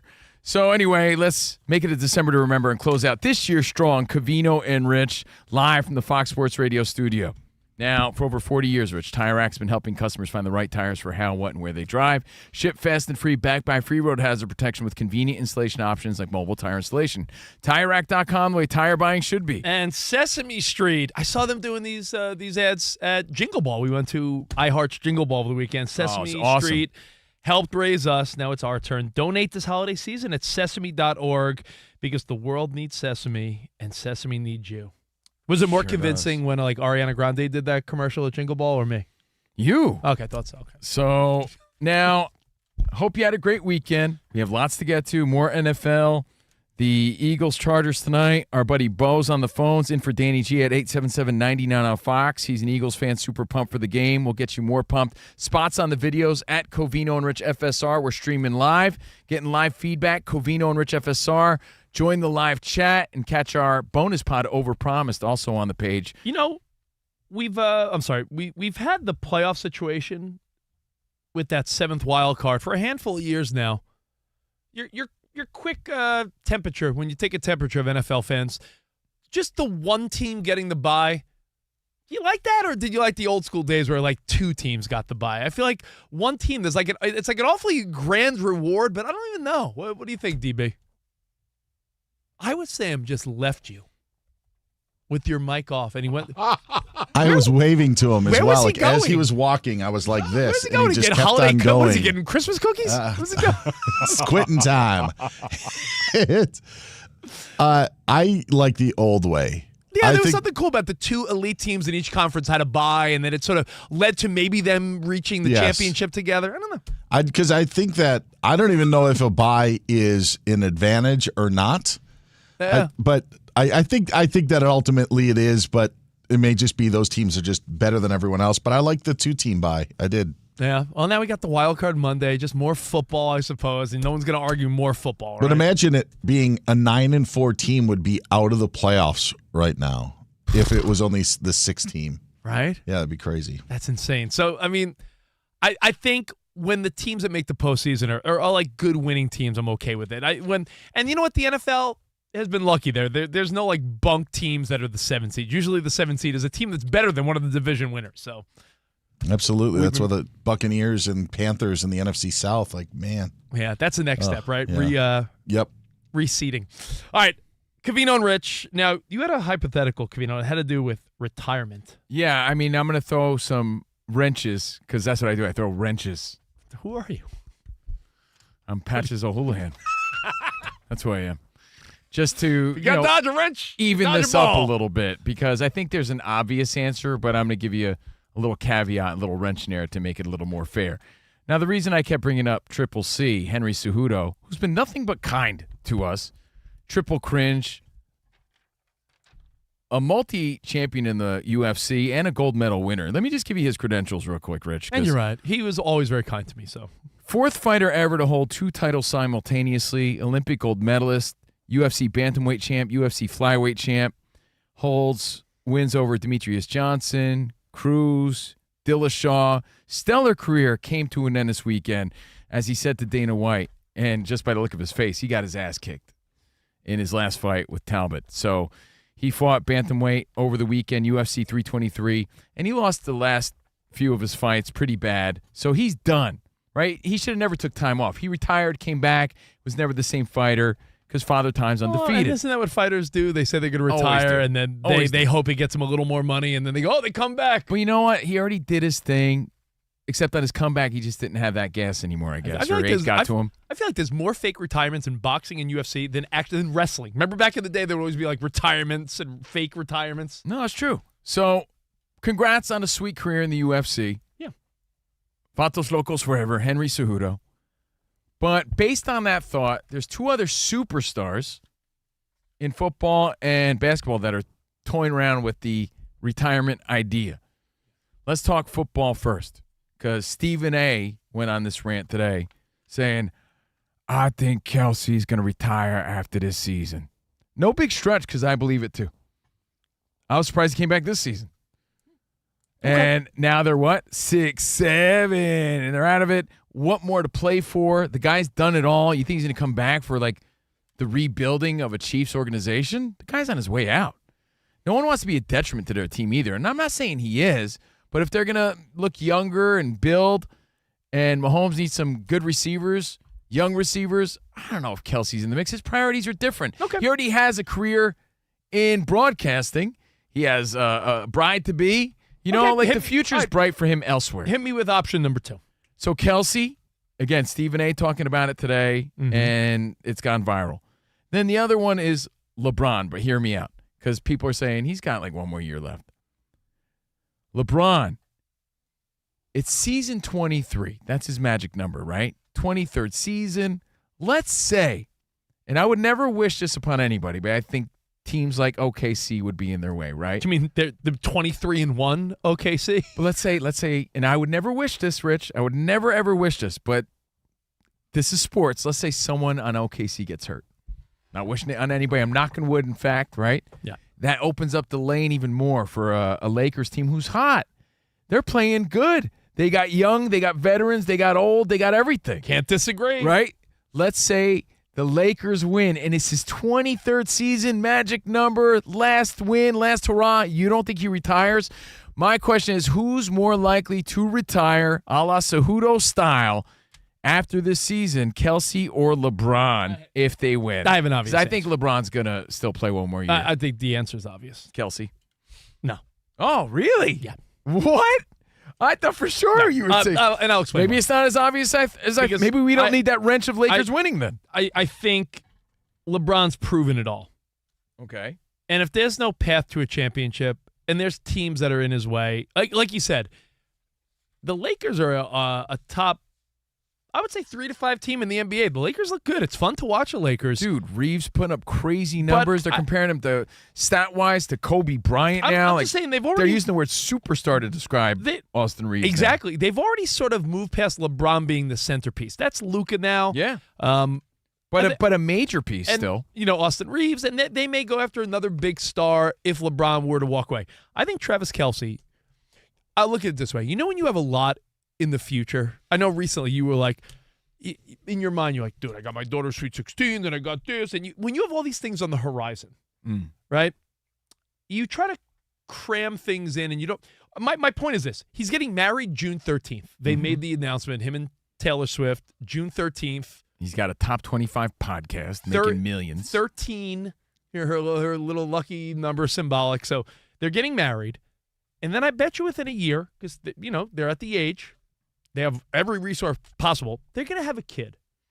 And I bet you that he runs it back one more time. After the career he's had, I don't think you go out the one time you don't make the playoffs. I feel like it's like Tom Brady wouldn't want to go away. You remember Tom Brady, the last interception he threw for the Patriots? It's like, you're not going to go out like that. I think he's not in Cypress Hill. He's on the Chiefs. I'm not going out like that. We ain't going out like that. We ain't going out. I think that gives him more reason to be like, it's over. Like, this run is over. He has a very bright post-football career, but it's almost like once you stop, you're never going to go back, right? So if he has any desire to play one more time, where I think LeBron could, with all good conscience, I played with my son, I've won on 3 different teams. It's a good question. Your thoughts at 877-99 on Fox. Well, you and I thought it was obvious, and you and I completely disagree. Yeah, I think if anyone's going to retire, it's Kelsey. And I think LeBron's got like one more year because when he announced it already and taken in that farewell tour. I'm looking at it from another angle. You're saying who's going to retire. I'm saying who would want to run it back more, and I think LeBron doesn't need to. Kelsey would not want to go out like this. Dan Byer, what say you? And let's get an update, man. What's up? I'm not breaking a tie, but I am siding with Covino. I think Kelsey. I think it's at the end of the rope. Oh. Yes, and I think that LeBron, even with the Lakers' success this season, which has mostly been without him, that he wants that farewell tour that Covino mentioned, and I still think that there's an opportunity he would go and play elsewhere next year. Yeah, man, to try to do it on his own terms. Yeah, with LeBron, don't you think if it was his end, we would know it? I think so. So yes. I don't know. That's my take. Your thoughts, 877-99 on Fox. We'll take your phone calls. But DB, what's up? Yeah, guys, couple of things waiting on the Heisman Trophy finalists. More news from college football as the ACC has responded to Notre Dame AD's Pete Bavacqua's comments that he made earlier today on the Dan Patrick Show. Bavacqua called the relationship now between the ACC and Notre Dame as permanently damaged. Jim Phillips, the ACC commissioner, released a statement saying, when it comes to football, we have a responsibility to support and advocate for all 17 of our football-playing member institutions, and that he stands behind the conference's efforts to do just that leading up to the committee selections on Sunday. Notre Dame not happy with the ACC network playing Miami's win over Notre Dame. Also, social media pushes as well, but ACC Commissioner Jim Phillips standing by his conference. Every goal starts with an assist on and off the field. That's why Haleon and U.S. Soccer are launching For the Assist, a celebration of everyday acts of support that help people achieve their goals with iconic brands like Sensodyne, Tums, Voltaren, Advil, and Centrum. To learn more, go to HaleonAssist.com. Colts quarterback Daniel Jones going to miss the rest of the season with a torn Achilles. Kevin Stefanski says Shedeur Sanders will be the Browns starter for the rest of the year. Bengals put wide receiver T. Higgins in concussion protocol. Also, defensive end Trey Hendrickson out with core muscle surgery. And the team released wide receiver Jermaine Burton. Commanders tight end Zach Ertz done for the season with a torn ACL. The NFL flexed Week 16's matchup between the Patriots and Ravens to Sunday Night Football. Dolphins and Bengals will move to 1 o'clock Eastern. And tonight, it's the Eagles and Chargers. Chargers running back Omarion Hampton has been activated. He will play tonight against Philly. Guys, back to you. Thank All right. you, DB. Now, it wouldn't be like Covino and Rich if we didn't look ahead. So a little schedule watching next as we continue to talk about the NFL. We're getting into Week 15 in a few days. I know we're still wrapping up Monday Night Football tonight, but I have a couple things I want to get to for next week, and that's all next right here, Fox Sports Radio.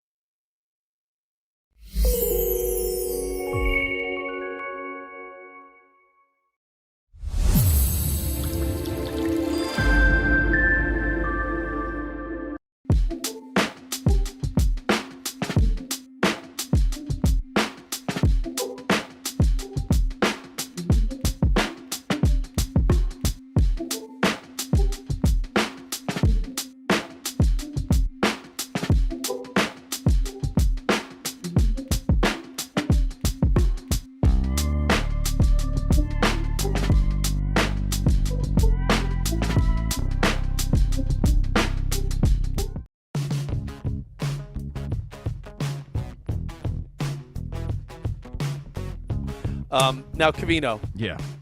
I was as bummed as everyone else when they said Jake Paul is not going to fight because Tank Davis is in legal trouble, and then they were trying to replace him. Is it going to be Ngannou or this guy or that guy? And it just seems like fight is dead. But there's a big but. I know you like big butts. I like big butts, and I cannot lie. Danny G likes big butts, too. Who doesn't is my question. The big butt is now this. Anthony Joshua versus Jake Paul. Now, that's more like it. As Rocky Balboa said, hey, how about you pick on someone your own size? Absolutely. Because that was such a weird, odd mismatch of a 200-pound Jake Paul. I think the max weight was 195 or something like that. And a 135-pound soaking wet Tank Davis, who's 5'5". Now, Anthony Joshua. Not right. This is a test. Anthony Joshua, though, however, is on his way out of boxing. He's sort of boxing himself out of a career. 28-4 in 32 fights. I think he's got 25 knockouts, something like that. But his last few fights, if you guys remember, it all went downhill after he lost to Andy Ruiz. Well, before he lost to the taquito-eating Mexican baller named Andy Ruiz. The first ever Mexican heavyweight champion of the world. I'll never forget that day. I was jumping around like Andy Ruiz in excitement, but that was 2019. Then he beat Andy Ruiz, and then a lot of ups and downs since. But before that, if you remember, I know it seems like a long, long time ago. Feel me? It was a long time ago, but there was a moment where Anthony Joshua, Deontay Wilder, and Tyson Fury were the three-headed monster of the heavyweight division. And Anthony Joshua is like a legend overseas. So legend, you're right. This is a big pull, dude, for Jake Paul. Anthony Joshua, let me just let you know, Anthony Joshua is 36. He's no longer the spring chicken he was a decade ago. And he's sort of punch drunk a little bit. He's got a lot of battle wounds and a lot of wear and tear. He's fought some really tough fights. He lost to Alexander Usyk twice in 2021 and in 2022 in the rematch. He lost to Daniel Dubois most recently in 2024. Well, hold up. No one's beating Usyk. That guy is unbelievable. So and that's no tough. shame there. Dubois is tough too, but again, you're right. Anthony Joshua came with that hype. He was the next big thing. They were hoping for a Fury bout in Wembley. Can he still sell it out? Probably, because he's such a hero. Where is it going to take place? We don't know. This is still in development, and we'll give you the updates. Jake Paul Anthony Joshua. Here's the question. If this does go down, and they sign the dotted line, and they got George Washington Duke and Don King and, all the promoters I imagine in my head there. Is this fun, easy money for a guy like Anthony Joshua that's fought his whole life to get to the elite level? Or is there something embarrassing and humiliating about, you going to fight Jake Paul, dude? Yeah. I'm sure there's other analogies. Like if you're an actor and you're in Sharknado, it's safe to say your career's not doing well. I think if you're a boxer, a legitimate... What if you're an actor and you're in the new Kim Kardashian show? Yeah, like if you're Glenn Close, which I have no idea why she's on that new Kim Kardashian show, you're sort of just like desperate for attention or something. I don't know. There's a star-studded cast on that show. But if you're fighting Jake Paul and you're a legitimate fighter, I think that you're sort of on your way out of legitimate boxing and you're now part of a circus sideshow. And you're not going to be taken as serious as you should be moving forward. Here's the update, and we'll take your phone calls on that thought. 877-99 on Fox. Anthony Joshua and Jake Paul are nearing a deal for a December heavyweight showdown streaming on Netflix.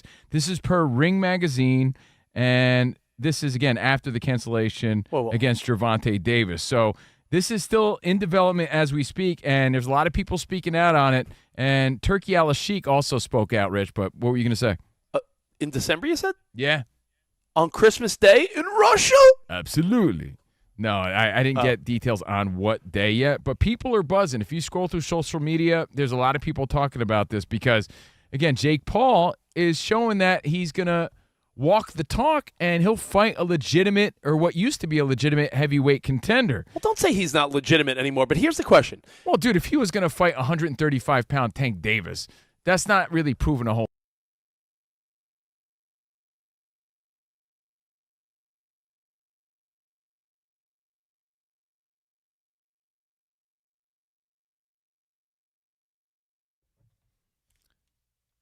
Nothing says happy holidays like Bill Belichick.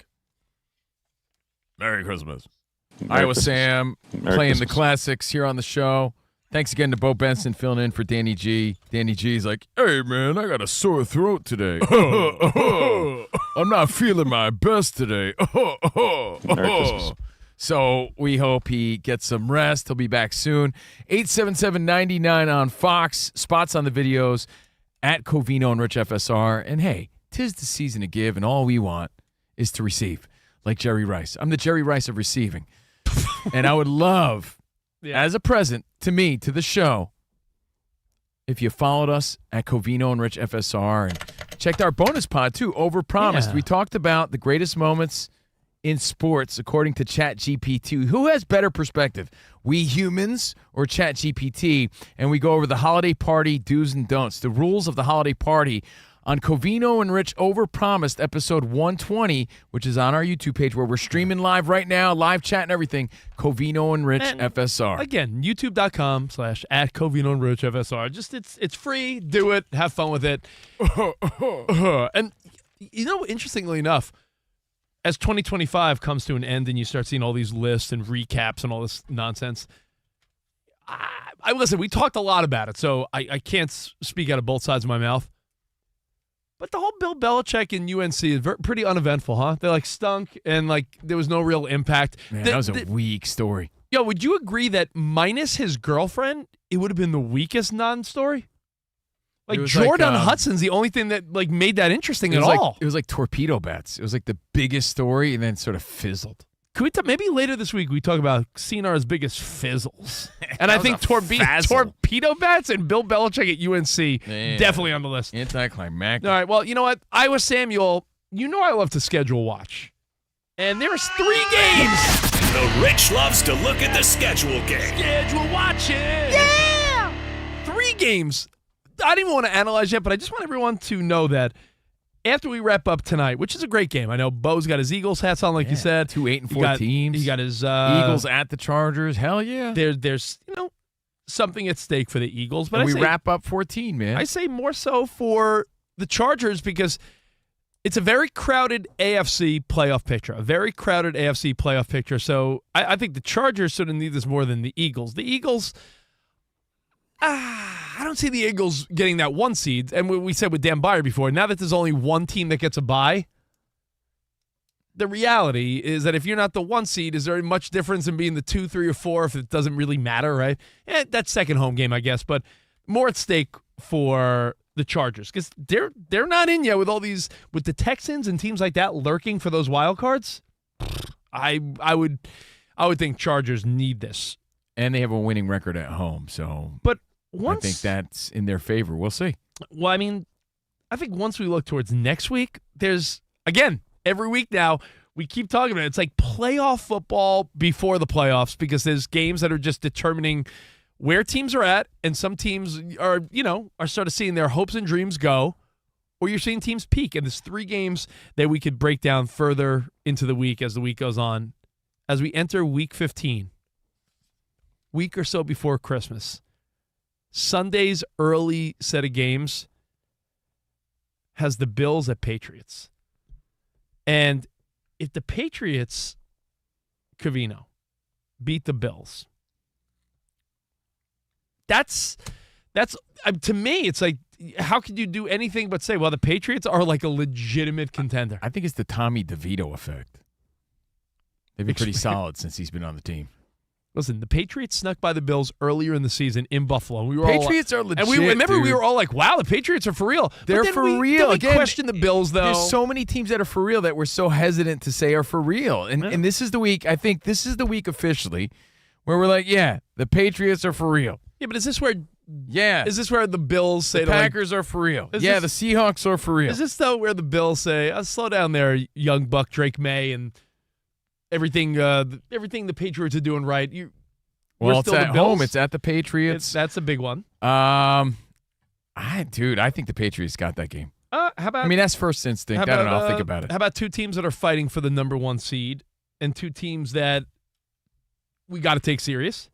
You mentioned Jordan Love. Packers are playing at Mile High. Packers versus the Broncos. How do you not circle that game and say, that's an interesting one, right? By the way, I just saw a cool stat about the Broncos. I would go Broncos on that one too, but the Broncos have a chance to be the AFC West champions. They'll be the first team, them or the Chargers, right? Well, yeah, there's going to be a new AFC West champ. First time since 2016, man. It's been Kansas City ever since, and that's why we said that's the biggest story of the weekend. It's like sort of the end of one of the greatest runs we've seen. And is the run totally done, or is it revamped for next year? That's a whole other question we can't answer yet. You still have Andy Reid and Patrick Mahomes. And as long as you have those 2 guys, like I feel like you have the 2 of the most important pieces the team looks for, right? All right. And the third game to circle and look forward to, Rams are hosting the Lions. And as a 49ers fan, I'm so torn on this. And Bo, you're an Eagles guy, but I know you also pull for the Rams. It's an interesting one for that. As a Niners fan, you would think I would want the Rams to lose, but the 49ers aren't guaranteed a playoff spot. So if the Lions lose, then I could almost promise you the Niners are then likely in the playoffs. Because and the Rams are looking ahead to the Thursday game in Seattle too. So that's an interesting game. So there is a part of me that's like, ooh, interesting. Who do I want to win that game, right? Like, and who do you think wins that game? That's Lions beat a hot Cowboys. Are they going to keep that momentum going? But the Rams, that when they're good at home, Puka Nacua, who by the way happens to be the one current NFL player I think we've had on the show the most. Yeah, he's such a stud, man. Watching his intensity after that second touchdown, flexing, like what a great dude for the record as well. So. Hey, lots of great football. Looking forward for next week, but enjoy your Monday Night Football tonight. And check out that Tyson Little Mac video we talked about at Covino and Rich. Perfect. We'll see you guys tomorrow. Until then, arrivederci, baby. See you in the promised land. Goodbye, guys.